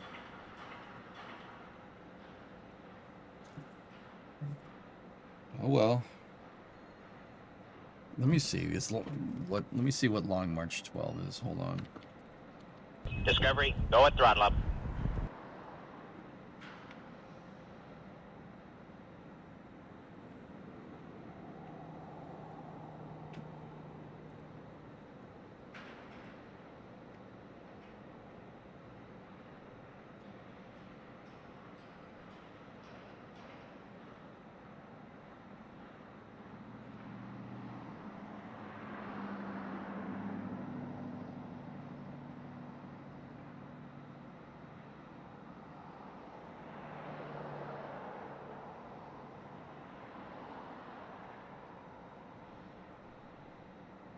I heard about that, Aqualex. That would be really nice.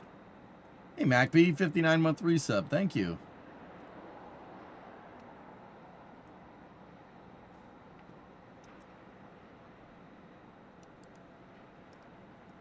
Tim dropped a new Tor Stoke. I haven't watched it. I was actually going to probably watch it a little bit later tonight. So that's Long March 12, huh?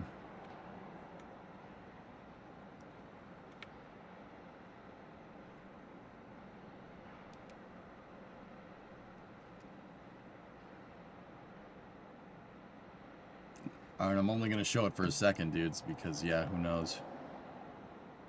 Huh. Okay.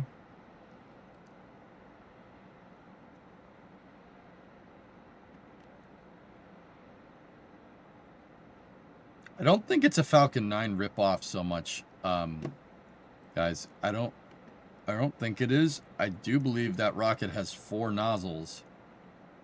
It has 4 nozzles in the first stage, not 9. So it ends up looking kind of like Firefly Reaver or even Soyuz 5 to an extent.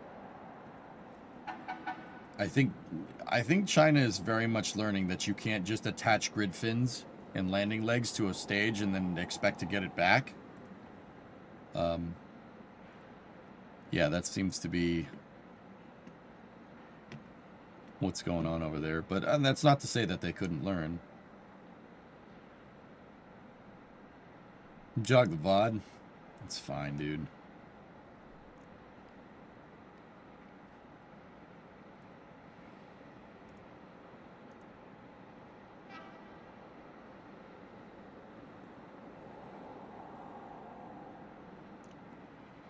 People are saying it made it to orbit. Well, that's good. We don't want them learning. Apparently that hasn't taken place yet, John. As it turns out, maintaining control flying backwards through Mach 5 isn't easy. Yeah, guys, I also wanted to show something real quick. This is... Okay, so Michael Caine took those pictures. I'm trying to find the official pictures. I believe these are the official pictures. I noticed something, fellas. Okay, yep, no. So this is off of Space Coast Live. The Artemis 2 crew did a crude countdown demonstration test. Fellas, I had a question. Where's the canoes?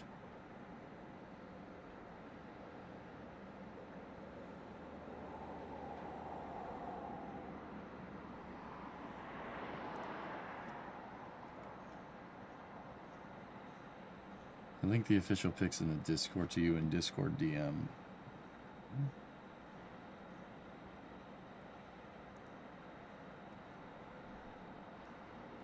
Well, that's just NASA's B-roll stuff, but yeah, you just linked NASA's image archive. So yeah, the canoe isn't there. They seem to have a new crew transport vehicle, here. That is absolutely not the canoe. It looks like a freaking Sprinter van.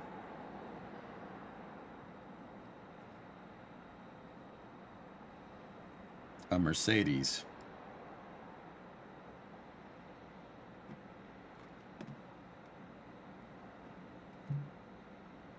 It could be a...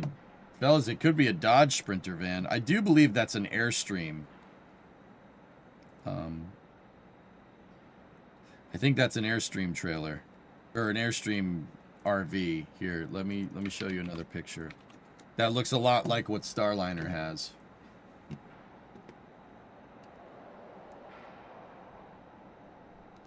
Yeah, see where the Mercedes 3-star logo should be, or the 3-point logo is an A. It's an air. That's a Mercedes Sprinter van that's been modified by Airstream. So that's how they got around it, guys. It's Airstream is an American company.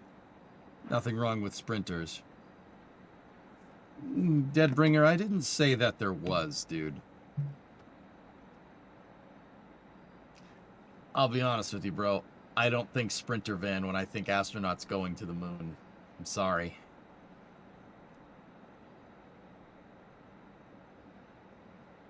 On that topic, what the heck is a canoe? So, NASA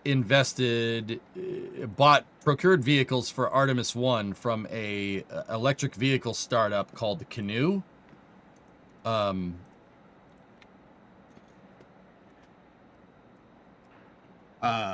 Yeah, they procured those from some weird random startup that made a couple electric vehicles. And don't get me wrong, the canoes are actually kind of cool.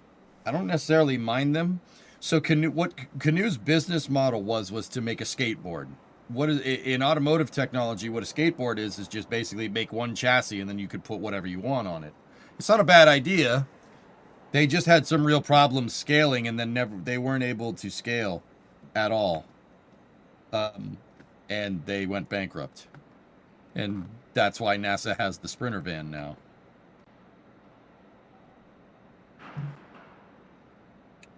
Yeah, NASA dumped it.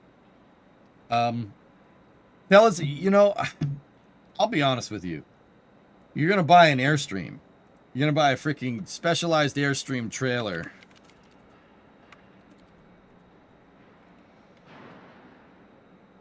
You're gonna go buy that when this exists.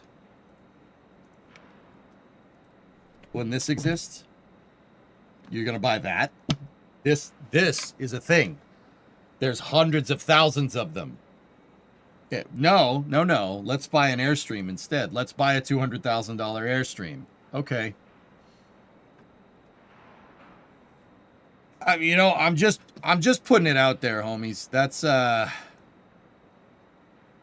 Now, don't get me wrong, in the past NASA has tapped Airstream to make whatever, right?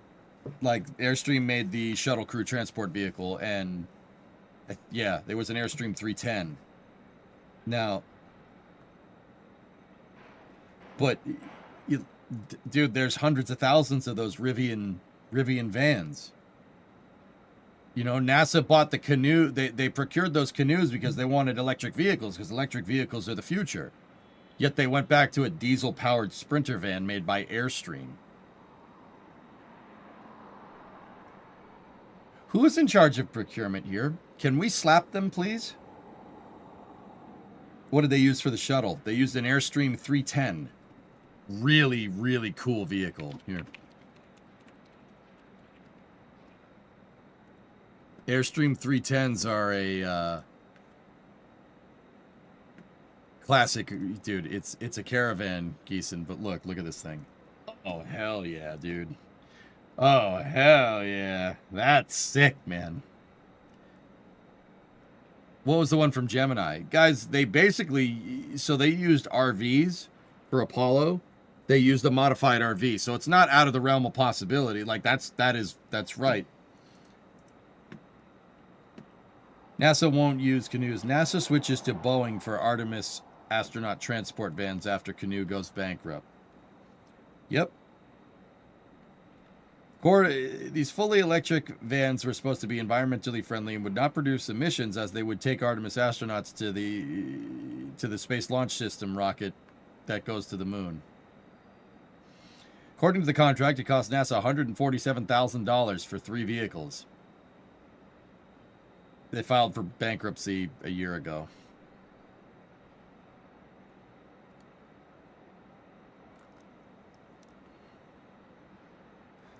As of October, NASA is leasing NASA's leasing Boeing's Astrovan. It's the same one as Starliner, just with an Artemis decal on the side.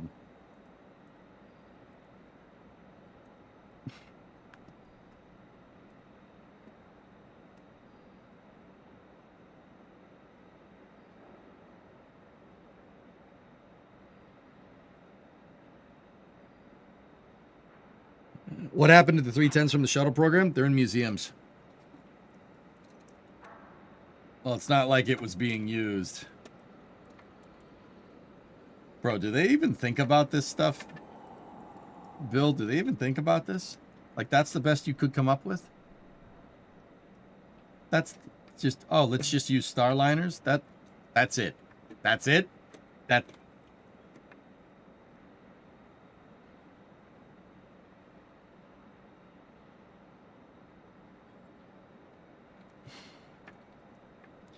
NASA's got the canoes, so where are they at? Where are they now? They canceled the contract, Mutter.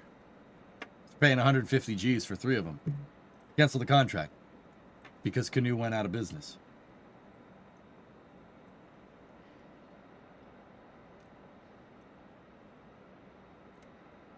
But they already got them.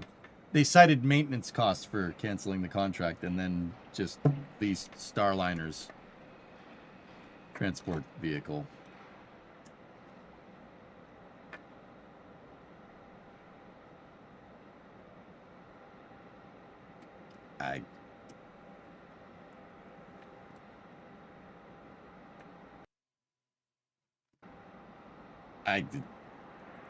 Yeah, not like Starliner was using it. Why is the flag backwards? Stars into the wind, Katra.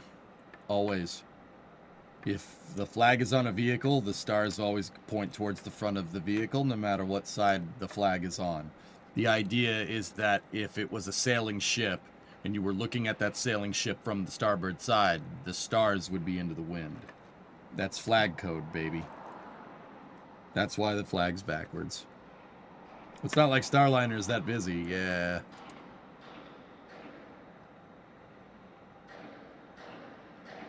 Speaking of Starliner, the safety board is mad for the handling of Starliner. They should be, outdoorsmen. Starliner...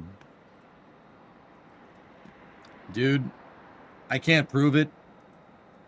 They were very laissez-faire with their analysis, particularly when it comes to pulse width modulation thermal flux on the thrusters. By their own admission. Which is not great.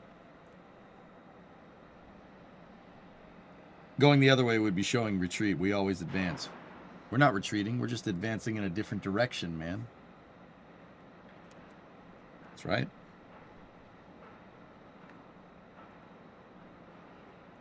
Yeah, so interesting that they're back to the Astrovan. But, yeah, what are you going to do?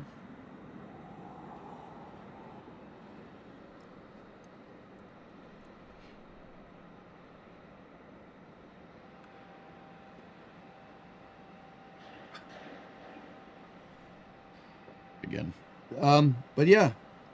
Article from Ars on Starliner. What's that, Phil? Oh, that's that article that Outdoorsman was talking about. So this is an article from Stephen Clark. For the better part of 2 months last year, most of us had no idea how serious the problems were with Boeing's Starliner spacecraft docked to the ISS. A safety advisory panel found this uncertainty also filtered through NASA's workforce. On its first crewed flight test, Boeing Starliner delivered NASA astronauts Barry Wilmore and Sonny Williams to the space station in June of 2024. They were the first people to fly to space on a Starliner spacecraft after more than a decade of development and setbacks. The astronauts expected to stay at the ISS for 1 or 2 weeks, but ended up remaining in orbit for 9 months after NASA officials determined it was too risky to return them to Earth in the Boeing-built crew capsule. Wilmore and Williams flew back to Earth last March on a SpaceX Dragon. Starliner capsule was beset by problems with its maneuvering thrusters and pernicious?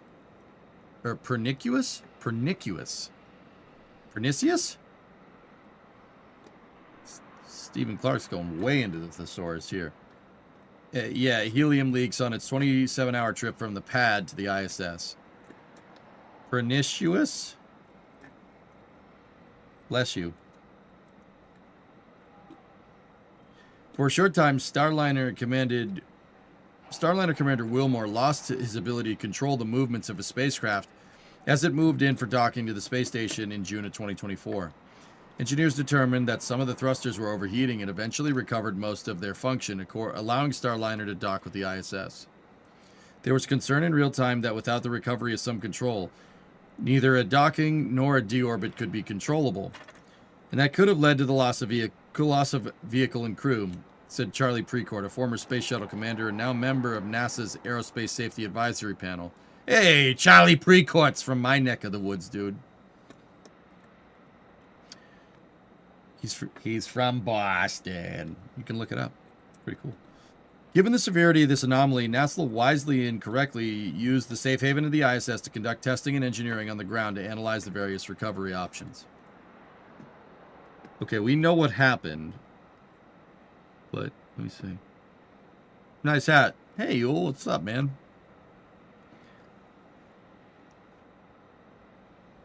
Pernicious.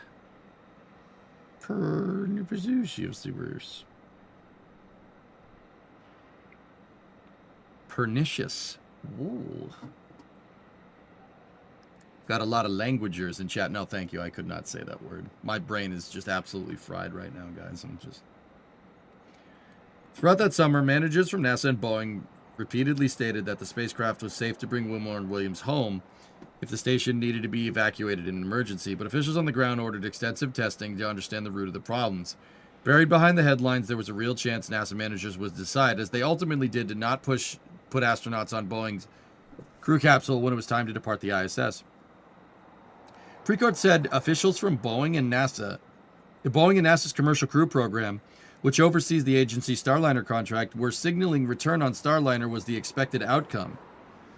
Other NASA entities in the decision process were not in concurrence. As a result, there was significant stress on the workforce, with many believing the sole objective was to determine a means by which they could enable crew return on Starliner.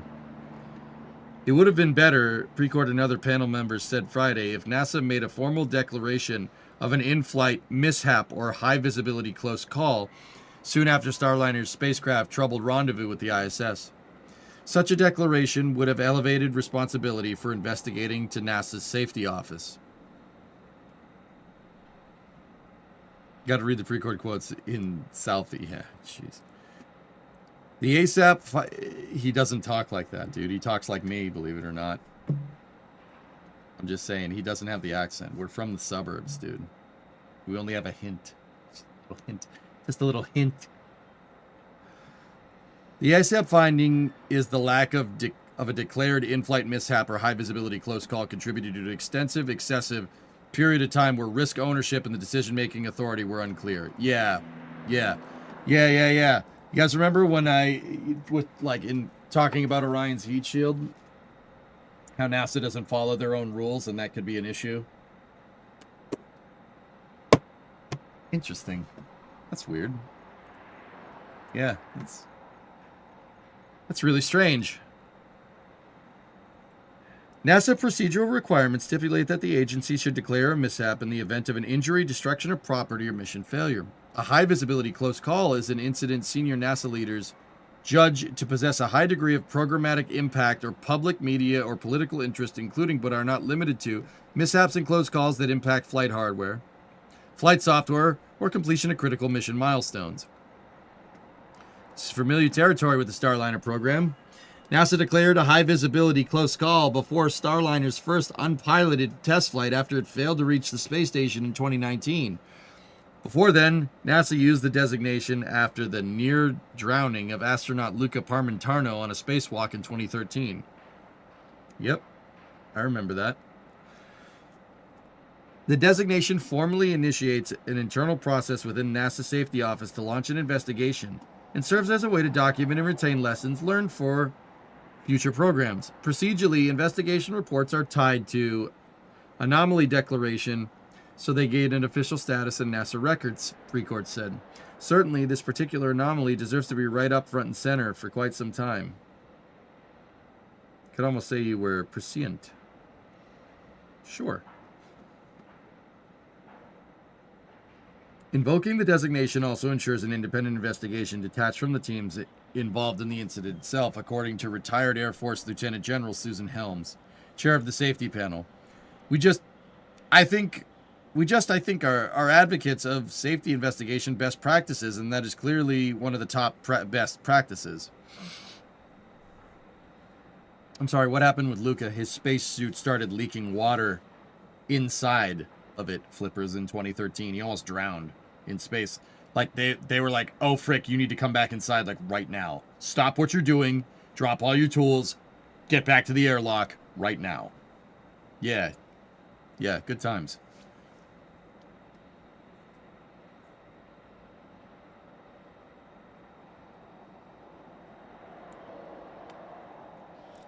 Another member of the safety panel, Mark Serangelo, said NASA should formally declare mishaps and close calls as soon as possible. It allows for the investigative team to be starting to be formed a lot sooner, which makes them more effective and makes the results quicker for everybody. Mark Serangelo is ex-NASA as well. In the case of last year's Starliner test flight, NASA's decision not to declare a mishap or close call created confusion within the agency.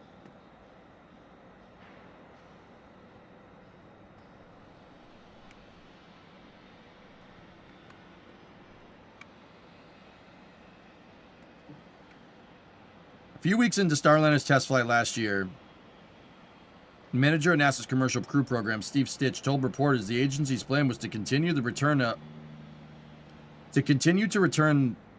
Starliner and return them home at the right time.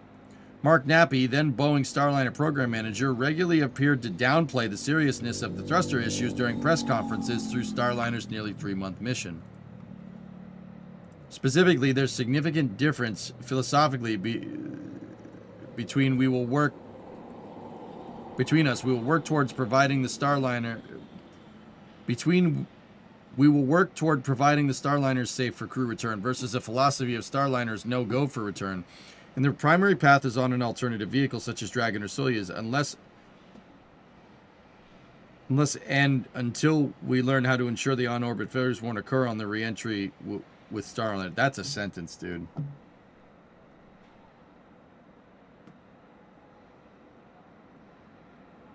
Yeah, getting rid of the shuttle program, Bill, and you have a question. So, is this a product of shutting down the shuttle program? Well, flight operations has been going this whole time, but yes, the thrusters is something we figured out that Starliner's thrusters are derived from the shuttle derived, and they did have this exact issue with pulse width modulation in the shuttle program in the 90s, and they field fixed it.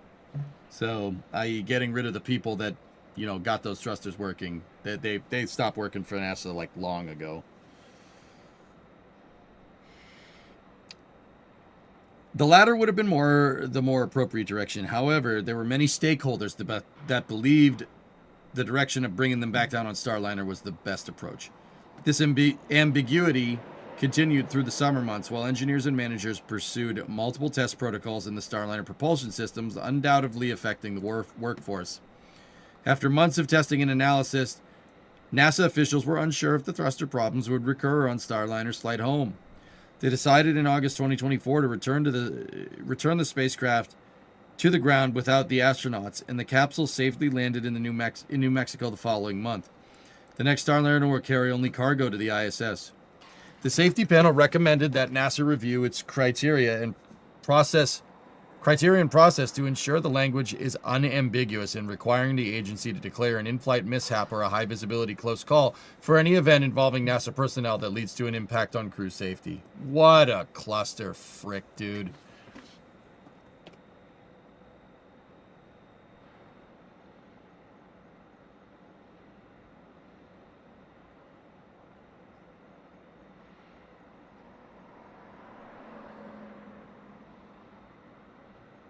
Oh, dear. I can't believe they didn't declare that a mishap. I feel like I'm watching the Patriots game last night. You guys see that? Where they didn't call defensive pass interference after what's-his-face tackled, who was it, Booty or Stephon Diggs or whatever? They didn't throw a flag, and the defensive player was like, really? All right. Yeah, that's a real big problem. Was this during Bill Nelson's tenure? Yes. Don't worry, EJ. A certain new administrator is sure to read that. Was it as rough as the Lions game, though? That was a complete pile of crap, that game. The ending, dude. The ending of that game was so stupid. It was stupid. That was dumb. The Lions basically scored 3 times, and they were just like, nope. No, you didn't. Like, don't get me wrong. I'm happy for Pittsburgh, but also...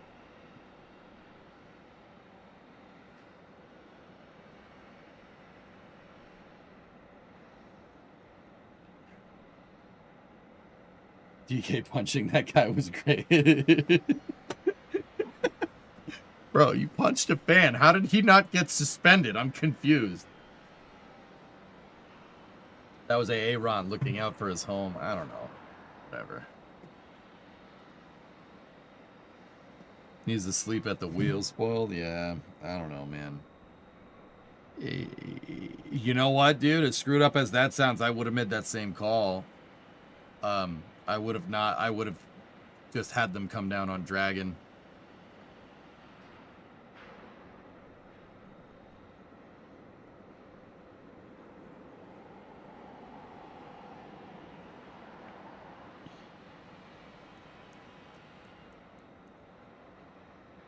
have a lot to say about that game. I'm trying to put it behind you. It's bullcrap, dudes. Last 2 games, you guys have gotten robbed. But believe me, I watched all of them. Lions are my NFC team, dude. And they've been my NFC team, Bob, from even before I started dating and married Brimo. I've been a Lions fan for a long time, dude. Which is interesting because the Patriots are my #1 team. But, dude, I remember the Caldwell era. Oh, yeah. I remember that very well. That was not cool.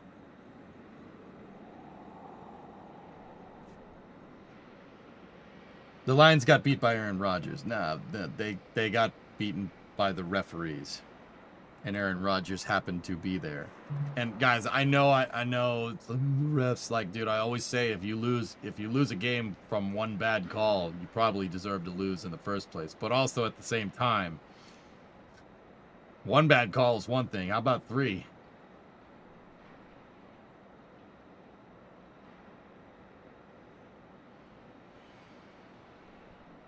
The Seahawks are doing good right now, Jared. Yeah. Anyway. Yeah. I lost $45 on that game because my parlays all had Love on passing yards. Oh, no. I'm so upset that Love is not playing. How do you describe the Packers-Bears game? I didn't watch it, dude. Next week dispatch. Go Seahawks! Yeah. Don't think it's screwed up. You would have followed procedures and not been okay with losing thrusters when they did. Aqualex, dude, yeah. Which would likely have required them to come down on another craft due to the higher scrutiny. Thanks for taking Contreras off our hands. Yeah, we'll see how that transpires, Moist. Anyway. Come on, you know that was a dirty hit. I didn't see it, John, so I don't really know what you're talking about. I just don't like the Packers. It probably was. You're probably right. I just don't like the Packers, man. Anyway,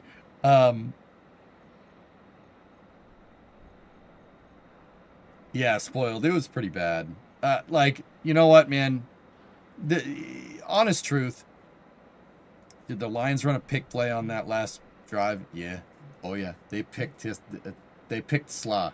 Absolutely. Oh, yeah. Was that pass interference on that last play? Yeah. Yes, it was. However, brother, we're getting into, it's week, what is it? What are we at? Week 14, 13, 14, somewhere in there. It's getting to the end of the season. People are starting to vie for playoff spots. You're starting to see a lot of intensity in the game. Swallow the damn whistles. Okay? Swallow the damn whistles and let them play. Like, this is not, dude, you can't do that kind of stuff. Now, to be fair, they did swallow the whistle in the Patriots game. But also, that was blatant. It was pretty blatant. I don't know how they didn't see that. But 16, 17, yeah. Mm-hmm. Merry Christmas, and I hope Santa Claus can travel comfortably in his sleigh. Will it have rocket engines or reindeer? Both. Rocket-powered reindeer. Yeah, I know, Admiral. Yep. At least be even about it, I'd say. Yeah. One is happenstance, twice is coincidence, 3 times is enemy action. Yeah, forever. Yeah, like I said, it's just... That Lions game was very frustrating. It was very frustrating as a Lions fan. It pissed me off. Like, I was getting mad. Bree got pissed. She was like, I hate football. I'm like, yeah, that's fair.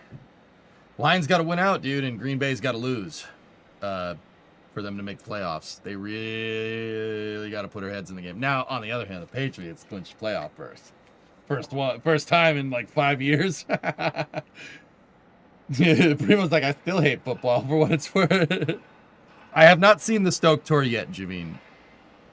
Dude, I've been having a good couple of days. So I'm kind of not really caught up totally on space news, but it's the Lions, are used to it. No. You did not deserve what happened to you guys the last 2 games. I'm sorry. You didn't. You did not deserve that. Commanders fan, I hate this season. Yeah, right.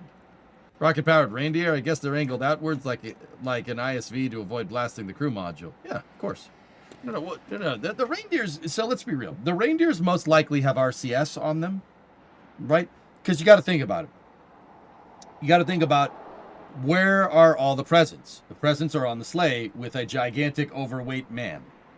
And the sleigh is made out of metal. Reindeers, last time I checked, not made out of metal. So, I mean, our center of gravity is really, we have a real rearward biased center of gravity for Santa's sleigh and his reindeer, okay? So the reindeers probably don't have rocket engines on them, like how we consider like outward firing rocket engines. They might have verniers on them, but they most likely have RCS on them. Like, think about, what's the 100 kill vehicle, the HKV? Probably like that. What do you think Rudolph's nose is? It's an RCS thruster, right? I mean, that makes sense. Santa's sleigh probably has your main form of propulsion on it, right? That probably has your main propulsion, if I had to guess. I mean, the engines usually are in the back. But because you have a clear rearward center of mass bias like the space shuttle, you're going to need RCS up at the front.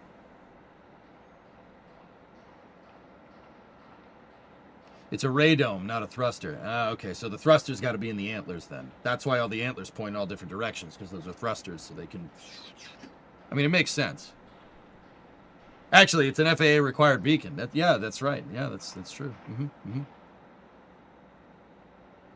Rudolph's nose is a seeker head. Ah, like a sidewinder. Yeah, that's right. That's right. But Rudolph's always got to have something else next to him. So if he's the seeker, right, the other one's got to be either a marker beacon or it's, you know, it's your radome. I mean, look, this thing, Santa's sleigh is capable of short takeoffs and landing. It's also capable of, yeah, it's an STOL. It's an STOL type vehicle, so, I mean, you can land on a roof. That's not a lot of space to land.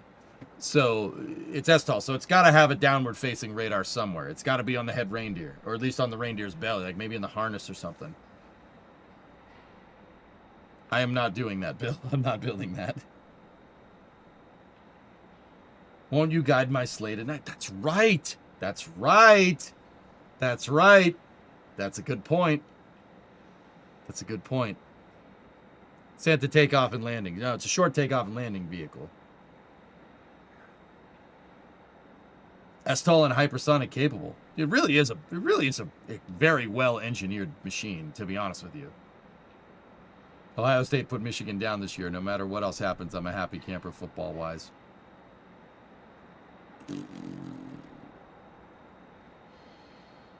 Yeah, why don't you go happily camp back in Ohio and stay there, dick.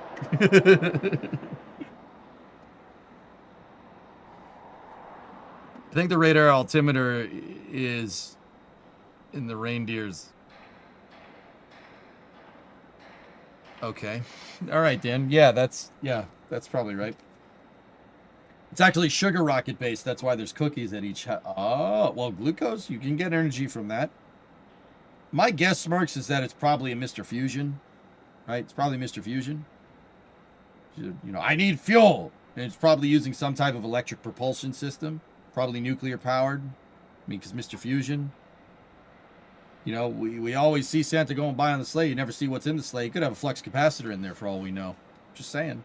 But it could be a flux capacitor that's designed to modulate 1.21 gigawatts into an electric propulsion system. All right? That's definitely a thing. You could absolutely do that. So you don't have to wait for the bolt of lightning. You know, the thunderstorms usually don't happen in the winter months.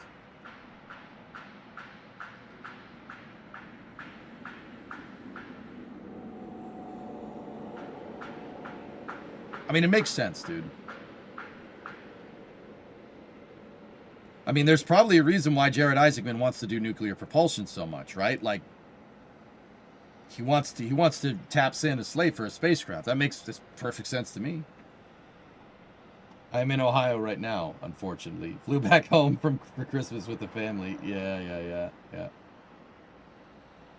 he has a Mr. Fusion. He takes trash, converts it to power. Yeah, dude. Yeah. Mach 5 capable nuclear electric propulsion with, short takeoff and landing capability. It's pretty awesome piece of equipment. I need to know my audience better on stream. I guess that was funny, Dan. I'm just,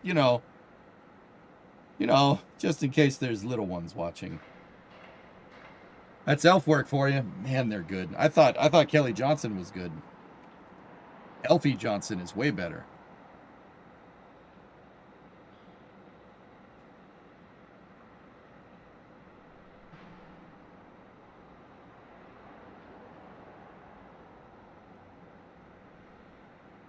Carbs for the physically active reindeer. Milk is a supplementary propulsion because Santa's lactose intolerant. Makes sense.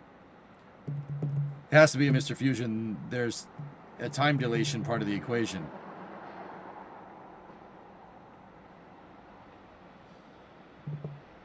Elves don't do cost plus. Elves just get it done, okay? How do you think they manufacture so many toys? They just get it done, man. Just get it done. They're interdimensional, omnipresent manufacturing. Quantum computing? No. Quantum computing? No. Elves do quantum manufacturing. Just saying.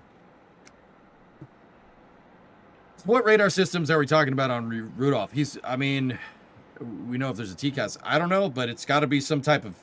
Well, I mean, it's obviously directional because it's where he looks, right? He's guiding the sleigh.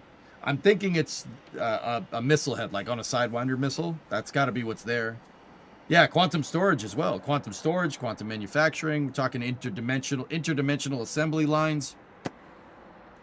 Man, they really got to figure it out up there, don't they?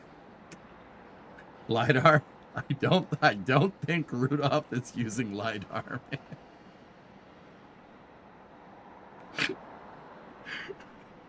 Rudolph's got to be using relative navigation.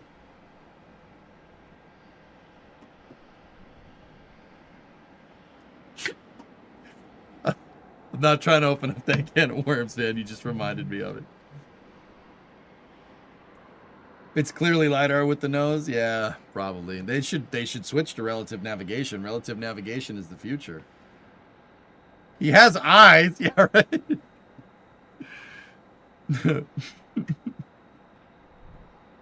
It can't be LiDAR. He'd get on the naughty list. Yep.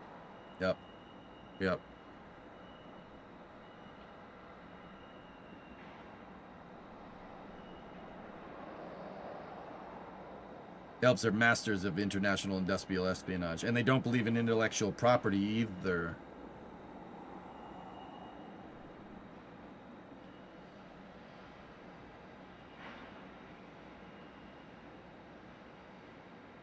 No wonder Rook wants to get that technology.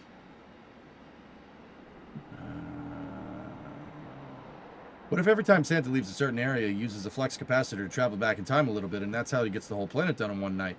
It's gotta be. Gotta be. Mach 5 interdimensional, dude. That's why I think it's nuclear electric powered. That's why the cookies are out, dude. You gotta leave the cookies out. You gotta leave the cookies out because he needs fuel. I need fuel! Weight has nothing to do with it. Actually, weight doesn't have anything to do with it because he's using quantum storage on the sleigh. Don't forget the milk. Yeah, that's right. Santa's bag of presents has to be a interdimensional portal, right? With probably what would be the equivalent of the day tank. So Santa can maximize time.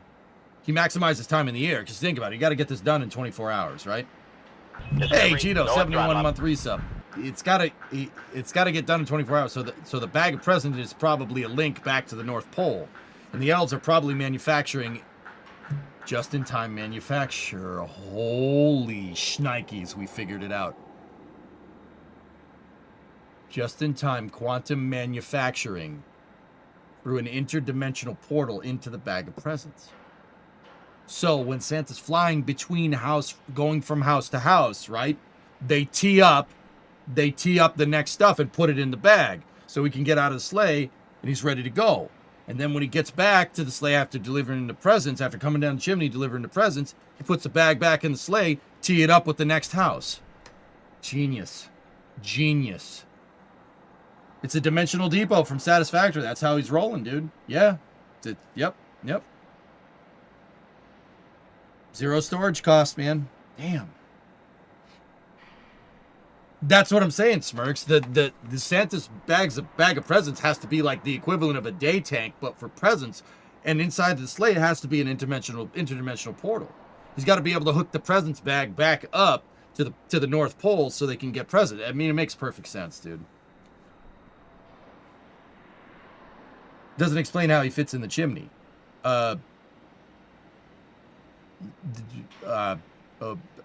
Ozempic. Bro, I handle the sled, all right? I mean, I figured out the sled.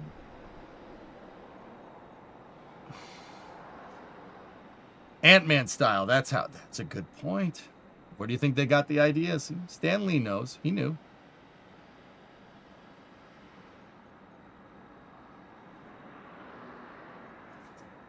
He has a nether portal in the sleigh. Yeah, that makes sense.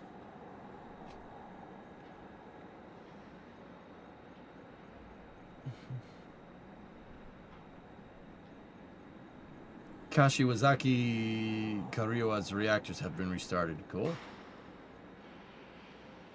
Ho, ho, Ozempic. You need to write this as a children's Christmas book. A good idea. What part of any of this makes sense? Oh, only all of it? How else does he get to every house, dude? What do you think? He just flies? Dude, he has to be hypersonic. It has to be hypersonic. It has to be international. And you know what? To be able to zip from house to house so ridiculously fast, it has to be... Actually, you know what? The better way if he has to deliver a bigger order, you might have to go down the chimney. But for the smaller stuff, you could probably use cluster munition. Probably use as a cluster munition. I mean, that makes the most sense.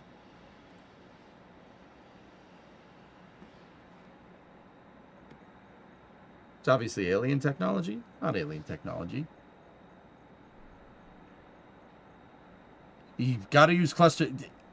He uses a cluster present munition for the stockings. For the stocking stuffers. Because you got to think, Dan, he can't come down the chimney, Ant-Man style, get big, sit there, fill the stupid stocking up, right? Then place all the presents. You can't do that. No. It has to be done quick. Remember, we're talking about turn time here is key. It's a Moab. Maybe if somebody got a car as a Christmas present, then you might need to airdrop it out the back of the sled like Lape style. Low altitude parachute, It probably has to get done that way. Like you ever seen the Humvees like flying out the back of a C-130? Kind of has to get done that way. He's had this tech for 1,500 years. It's there's STAR. Santa trafficking arms regulations. It's very, very tightly. You thought ITAR was bad? STAR is even worse.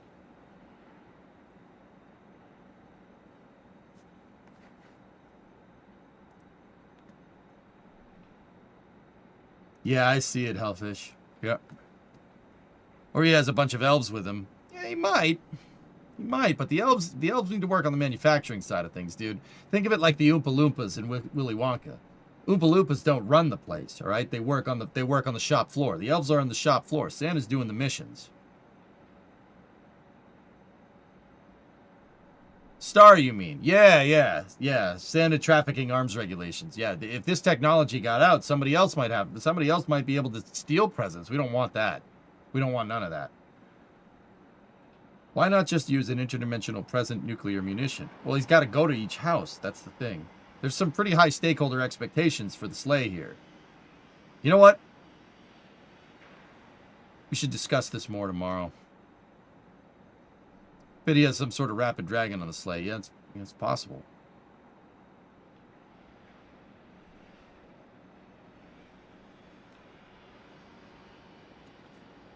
Rudolph's nose is the pedo heater. Oh, yeah.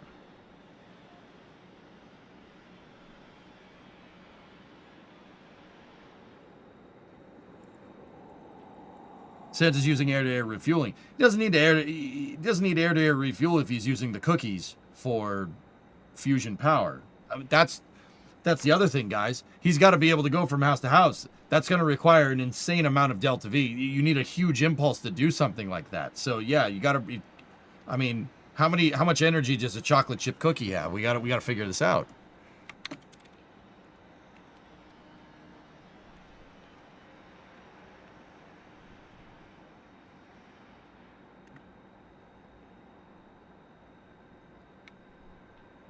Let's see. Chocolate chip cookies' energy calories varies widely from around 30 to 80 calories for mini to small store-bought to 100 to 180 for medium homemade, 250 plus for large bakeries. How many kilojoules of energy here? All right, well, let's do 250 calories to joules. That's what I'm looking for. All right, what about kilojoules? Okay, all right, that's enough to make something happen. You can make something happen with that. How about if you fuse it all to carbon? I mean, like I said, a chocolate chip cookie has 1046 kilojoules of energy. That is usable. You can use that. Mother trucker, he ain't eating the cookies. He's using them for fuel. That's why you leave cookies. That makes sense, dudes. It makes perfect sense.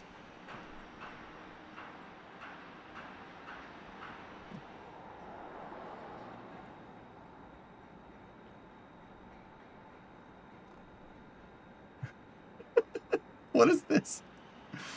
No, I believe the elf theory. It's possible.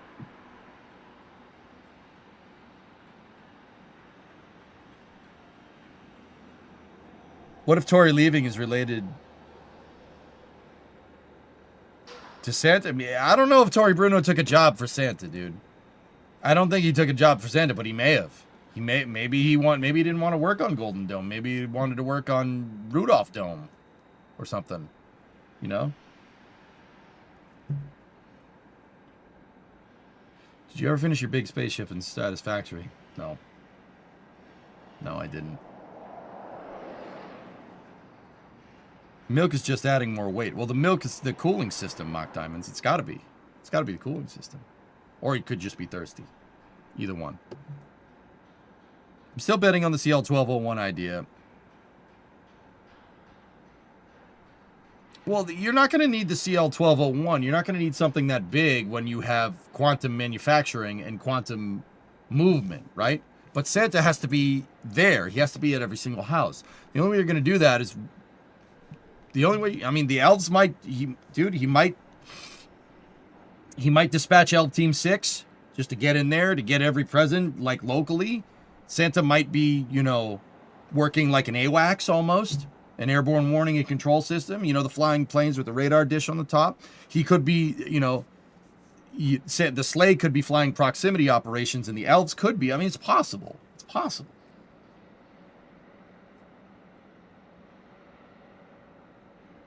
How many joules is an SR-71 engine? That's not how that works at all. Yeah, you know, you might be right. What if he's moved to drone delivery? That would be really sad to see elves replaced with drones, but it's possible. In this day and age, I mean, drones are very, very, very useful. The presents know where they are by knowing where they're not. Yes, yes, yes, yes. Mm-hmm. I'm glad you like it, boss. Tori Bruno was hired by Santa to redesign the sleigh. Tori Bruno's good at high altitude area defense. That would be really good for present deployment. I'm just saying. Like,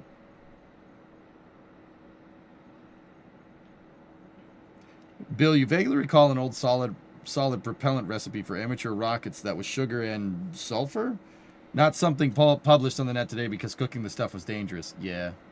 Yeah, you could do that. Sugar has good impulse. Sugar doesn't have the best impulse. Glucose doesn't have the best impulse, but it's okay. You can make rockets out of it. You can make sugar rockets. That's a thing. They're not the most efficient around, but they work. Maybe Tori's replacing Tim Allen as Santa finally.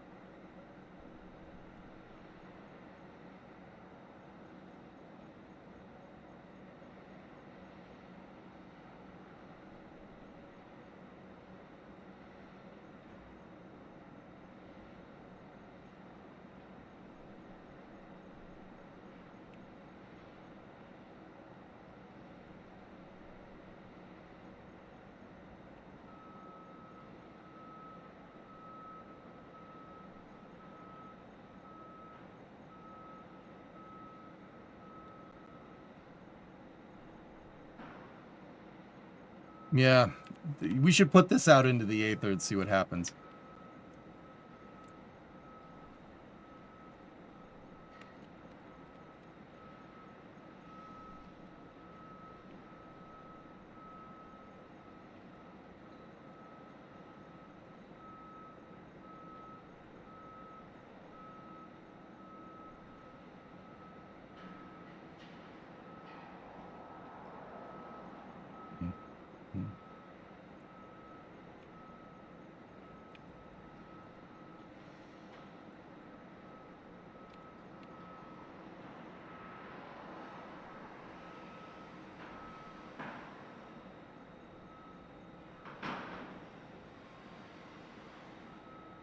No. It wouldn't be able to tell us because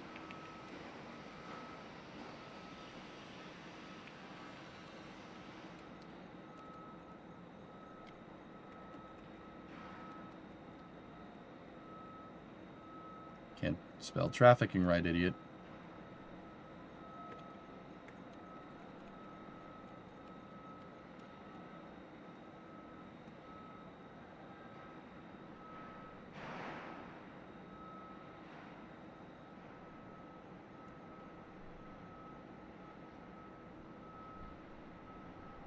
Wait, use parentheses? Oh, okay. That would be the correct syntax. Yeah, this is a good idea. We should do this.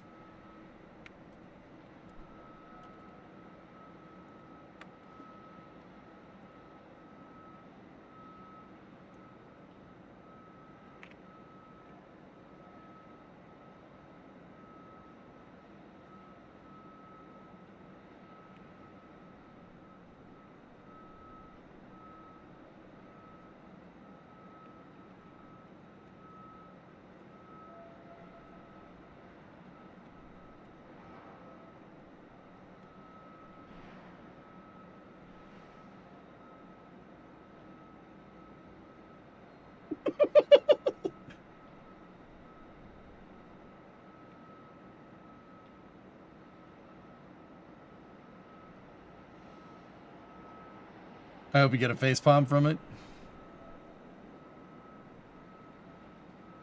I think we should do this. Proofread it, guys.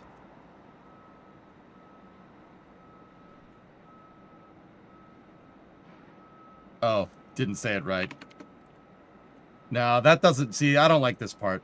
We should get rid of that. That doesn't make sense. I don't want to say arms regulations. That sounds ridiculous.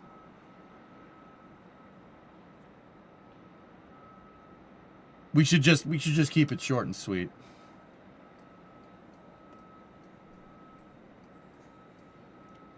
Take away hot take. All right, cool. Post it. All right, cool. We get rid of the S-star stuff or the star stuff. Neither confirm nor deny. Just saying. All right. Hold.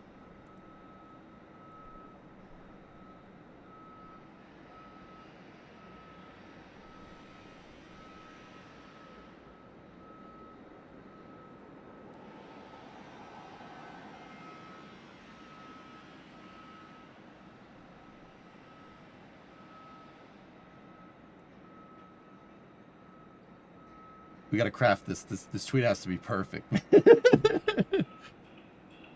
This is me anytime I do this, dude. I always sit there and like look at it for like 5 minutes. I'm like, did I make any mistakes? You know?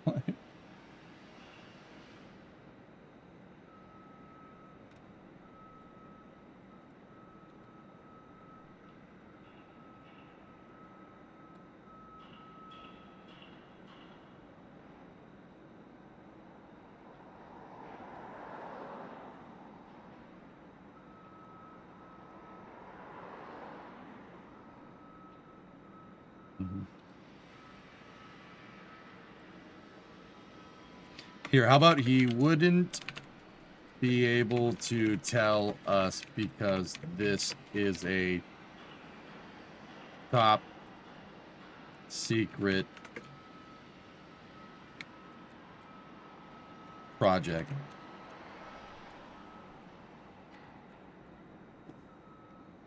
No, we'll just leave it at that. That's fine. I concur with Brimo. Hot take at Tori Bruno. No, I think. What do you mean?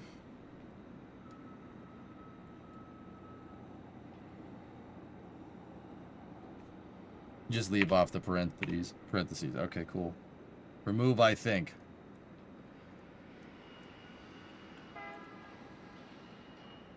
No. I want to...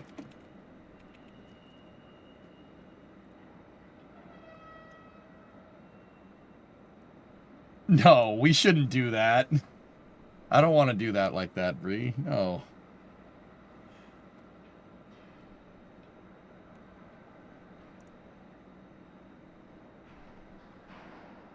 Sources say is funny. Okay.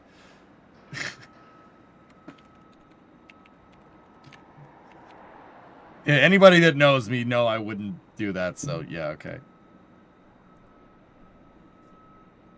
Yeah, my sources tell me Tori Bruno took a job with Santa on the terminal high altitude present delivery system. FAPS for short. No, I know, it's funnier that way. No, just sources say. All right.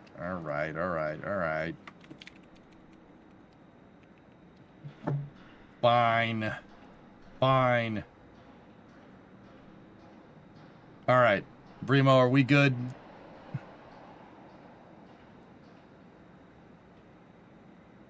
All right, here we go. And boom goes the dynamite.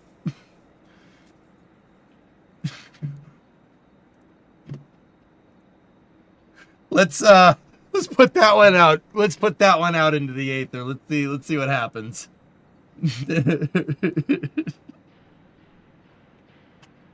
Starbase is busy tonight, dude. And boom goes the dynamite. This tweet, shuttle derived. Glad I stopped by for that. I hope everybody has a good Christmas, man. And had a good Hanukkah if you celebrate that. If you celebrate that. Hope you had 8 crazy nights of fun.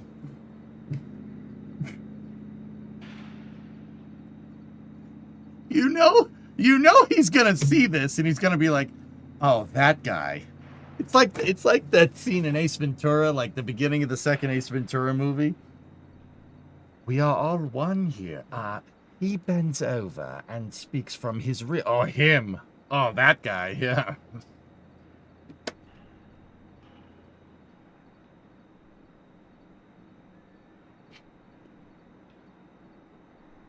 Or him.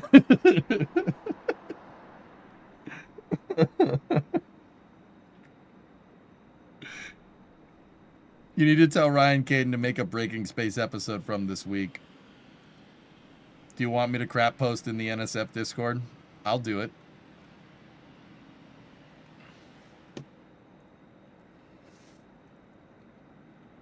Here. I will go into the NSF general chat.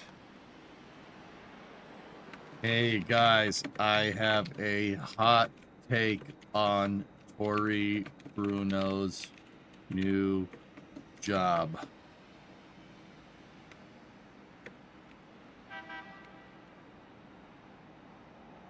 All right. You think I'm not doing that? I just sent it.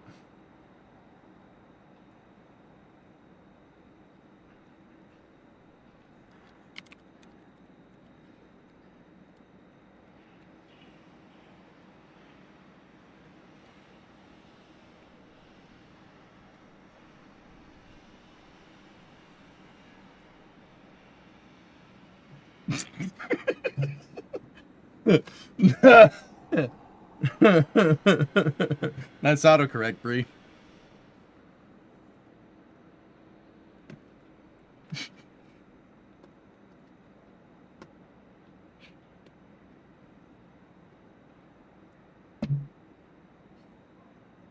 Oh, this is fun. We're having fun. This is fun. Can confirm, Jay, he did in fact send it there. Thank you. Thank you. I appreciate you, man.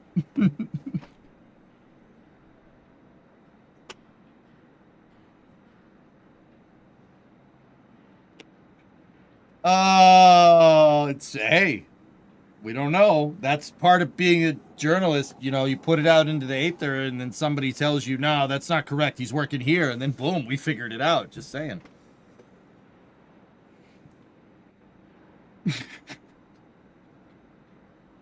All right. Hey, 21st century. What's up, man? Ah, yes, great journalism. I mean, that seems to be how everybody else does it to him. You know, like maybe we should just join. Maybe we should partake. I hope your reply is fitting. Confirmed re-entry vehicles now deliver presents, not payloads. THAPS achieves Mach 25 chimney penetration accuracy within 2 centimeters and has a 100% ho-ho-ho success rate. Yep. Yep. Yep. Wait, where did you post on the NSF Discord? I posted in the back room Discord, the not the NSF like Membies Discord, Fluffy, but like like the real, and it's like the upstairs Discord, man.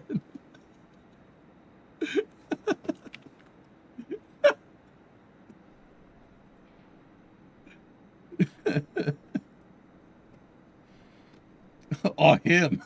All right, who the hell was this? Who did that? You. Who did this? Oh, what is this? Who switched this on Head Games? Yeah, it's probably Toddbot. You're probably not kidding.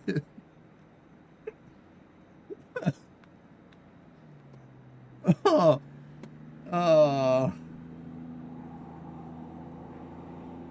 Ow.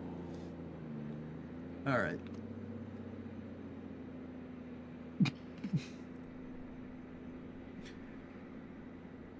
Wait, Aqualex, hold on. What is this? Let me.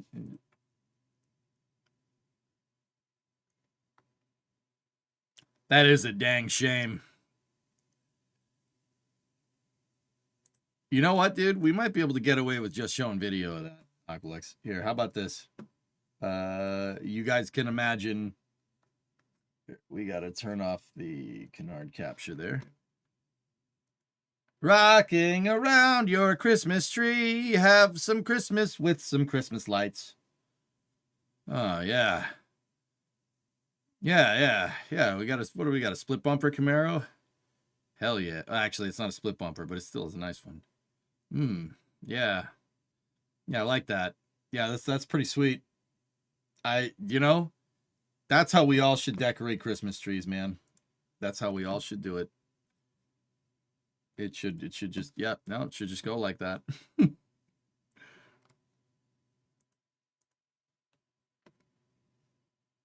We are not decorating our tree that way. Why?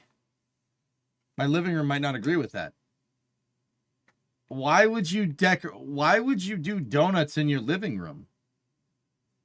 Guys, you're not thinking about this right. Take the tree outside and then decorate it and then bring it back inside. Do I have to think of everything? Jeez. No imagination. You're right. No imagination. Too much work. Buddy, we're doing donuts around a Christmas tree. What do you mean too much work? Think it, dream it, do it.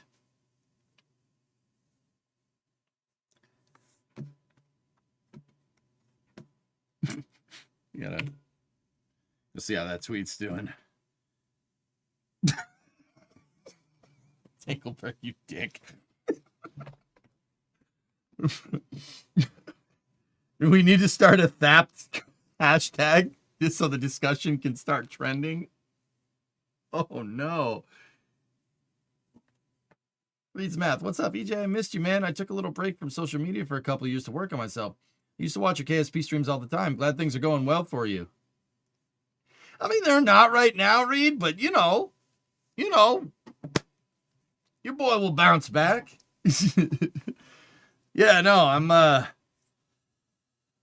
yeah, I'm doing okay. I'm doing relatively speaking, you know. I mean, Navy, you live in New York City. How would you do that outside? All right, that's fair. You'd need to go to like Union Square or something, or like Central Park, and do donuts in the park and then bring your tree back somehow. I mean, what is someone gonna call? Is someone gonna call the police?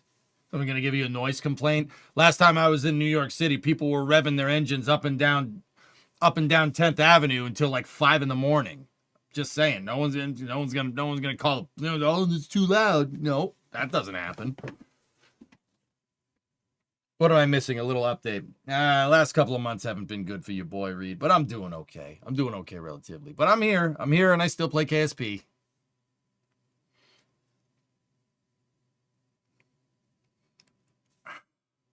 I got a nasty toothache right now, dude. But I'm getting through it. I guess Ricard City doesn't sleep for a reason. I've been there. I've been there, son. I've seen things. I know you've seen things too, but yeah. Anyway. I'm walking. Hey, oh, hey, look, I'm sorry. Oh, hey. Anyway. Yeah, donuts around his Christmas tree. I think we should do that. I'm going to do that next year. Yeah. But yeah, Reed's, yeah. EJ's going through a little bit of a rough patch. Old Papa EJ's going through a little rough patch, but I'll be all right, man. It's good to see you.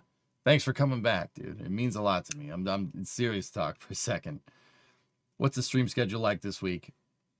Today, tomorrow, and Friday, and that's about it. And then next week I'm gone, dude. We gotta go to Michigan. I mean, I'll probably be back.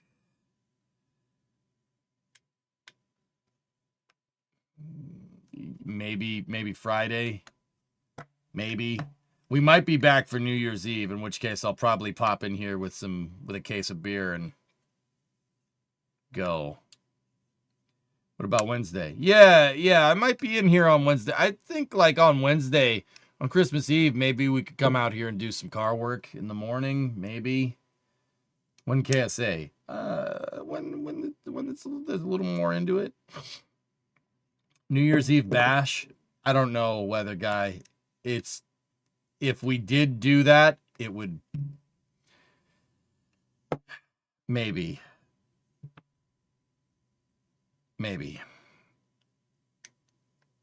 What payload capacity does each reindeer have then? Why are we looking at individual capacity? Hey, Flip, gifted 5 memberships over there. Thanks, man.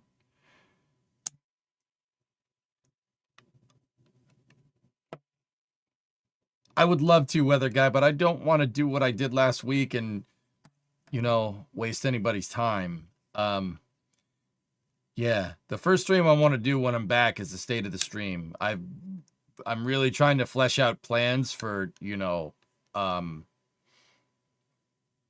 not having the stream suck complete butt when we get into January, like.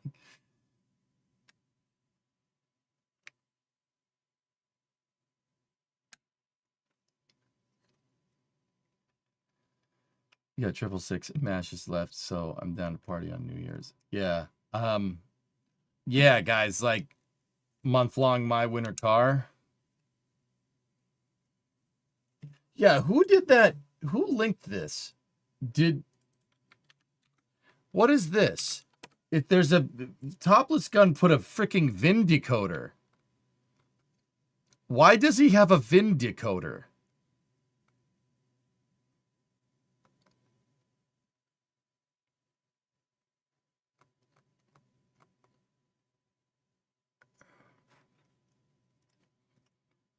You would only put a VIN decoder on here if there were multiple cars. More flight sim. Yeah, Doom. Yeah, guys, unfortunately, My Winter Car is probably going to release when I'm not here. If it comes out after Christmas, like what Topless Gun says, we might be able to play on Friday. It's possible. I guess you're looking for rare versions of cars. That means, Aqualex, that dude, you would only put a VIN decoder in the game if there were multiple cars to work on. Like, honestly, unless it's RNG for the type of car that you get for your winter car. You know what I mean? Nin base rip. Do not do that to me right now, Blackness, please. Please don't do that. Don't do that to me, man. I have ideas for what I want to do with the stream, and Kerbal is a part of that. A big part of it. I don't know, Cyborg, maybe.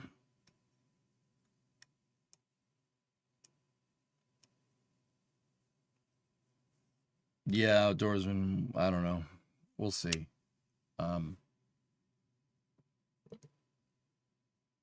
Yeah, if my winter car comes out on Christmas Day or something, dude, or the day after, I'm in. Well, I'll be here. But on Saturday, Brimo and I have to go. We have to go to Michigan. And I'm not going to be back until next Wednesday. But why not start playing EU5? Then you can completely lose control of your life. Bro, Battlefield is making me lose control of my life, and that's not nearly as addictive as EU5.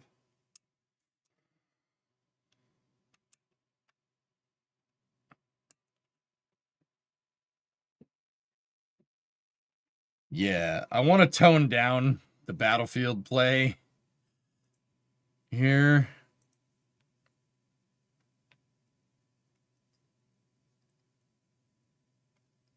But we'll see.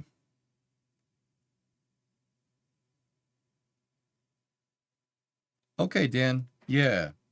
I hear Star Citizen is enjoyable. Don't do that.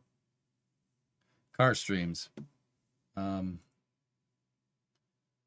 Yeah, we have to. I mean, Martin, we got to start working on the other side there. We got to cut up the other side of the car. Star Citizen. Guys, the more I'm thinking is we should probably get the rockers figured out too. We should probably get the rockers, like just quick car thing. Should probably get the rockers figured out before we go hanging quarter panels on it. So the rockers are not nearly as much as the quarters. We might need to wait until the little bit down the road.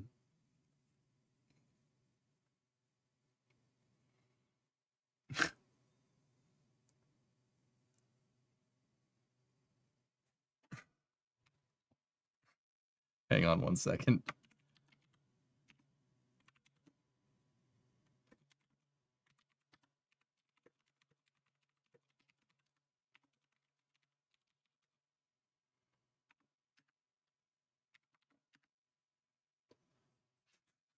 Sorry. Crap posting in the upstairs NSF Discord is...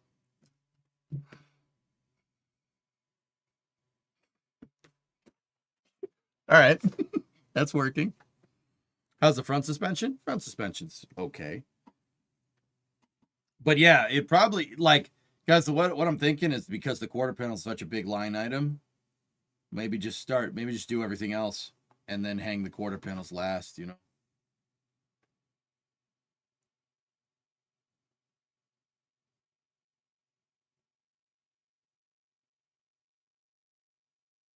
Wow, Darker, that's ridiculous.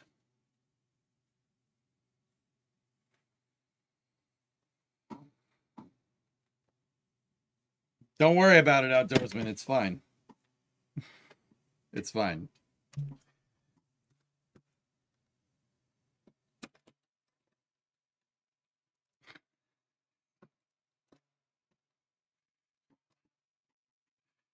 Release day, 1,000 hours played.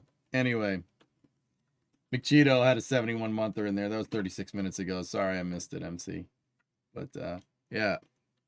Don't you also have wiring to do in the rear? The wiring is easy to do, Outdoorsman. There's like 4 wires that go back there. Yeah. Actually, yeah, 4. You have, well, 5 if you include the trunk light. So there's the trunk light, the reverse light, running light, brake light, license plate light. That's it. It's 5 wires, man. Yeah, old cars are pretty simple, man. I'm not worried about wiring the back of this thing.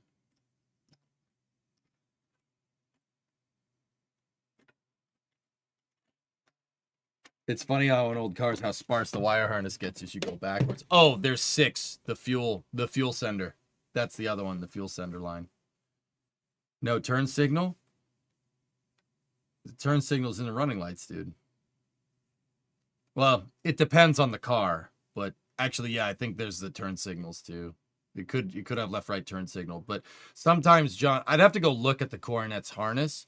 Sometimes the turn signal is just set to flash the running light. You know, it depends on the tail light design. I'd have to go look at the Coronet, but have you seen how they did the sequential turn signals in the 60s and the 70s? Yeah, a cammed motor contacting and decontacting switches as it spins around for the I was just thinking, like, that'd be super easy to do nowadays with just relays. You could do that with relays, like, really easily, actually.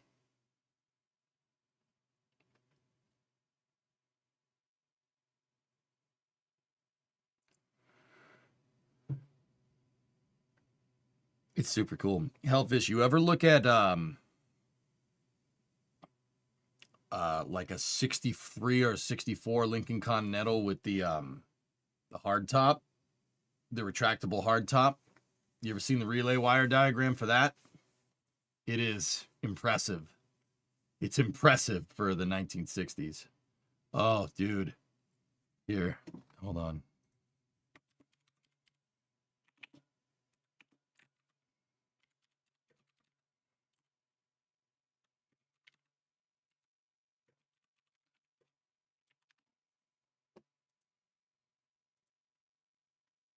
Dude, this thing is nuts.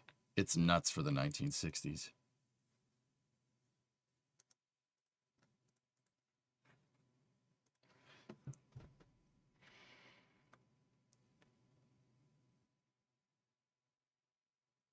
That's not even the convertible. That's just the power windows. Yeah, I gotta find it. I'd have to show you, dude. I saw one at a show one time, and I'm like, okay.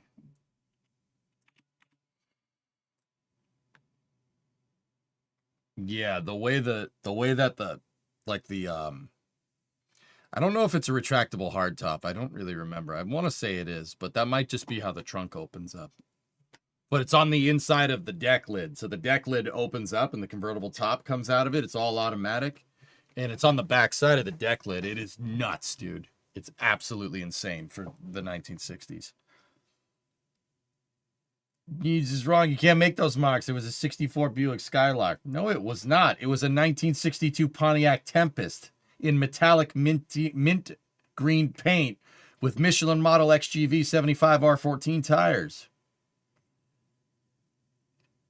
It's a trick question. You're not throwing a My Cousin Vinny reference past me, dude. Come on. It was a Corvette. The Corvette could never be confused with a Buick Skylark. What about the 2U? 2 what?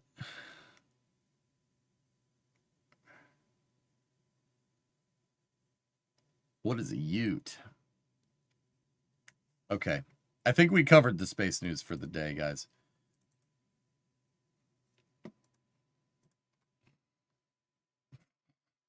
Hey! Hey! Oh. Me too, Wayfair. Yeah, she's pretty cool. Pretty cool.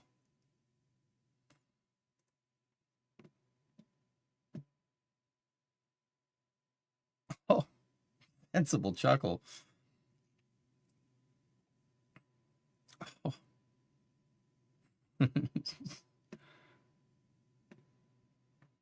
Mr. Yak.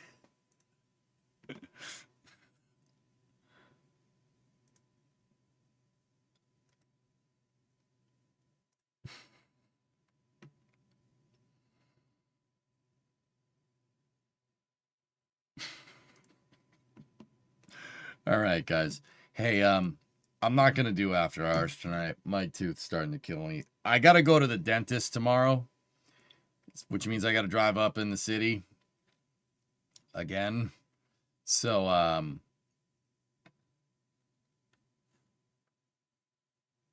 yeah. I'm gonna say I should probably be around here if nothing else in my house decides to just blow up like my furnace did this morning. Want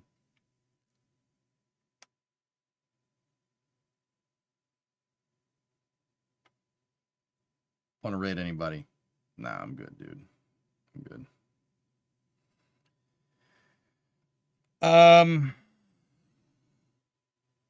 Thanks, buddy. Yeah. Mary eating with a new tooth. Oh, it's gonna be great. You mean you get to go to the dentist? Imagine if you weren't going to get it. Yeah, that's right. Yeah. Yeah, they were able to get me in there, so that's pretty good. Yeah. So I should be out in the open tomorrow, guys. But I might be a little bit late. Not as late as I was today. But yeah, I gotta get this tooth figured out. A Stoke tour will cheer you up. Gold tooth like Pesci? No. Brush your teeth. That's the lesson for today. Brush your teeth and be like the Biff. You know what I mean. I'll see you guys tomorrow. I don't know what we're going to do tomorrow, dudes. Just maybe get some KSP in. Maybe. We'll see. We'll see how this goes. But anyway, be like the Biff. I'll see you guys tomorrow. Oh, yeah, Wayne, you get it. All right. I'll see you guys tomorrow. Thank you.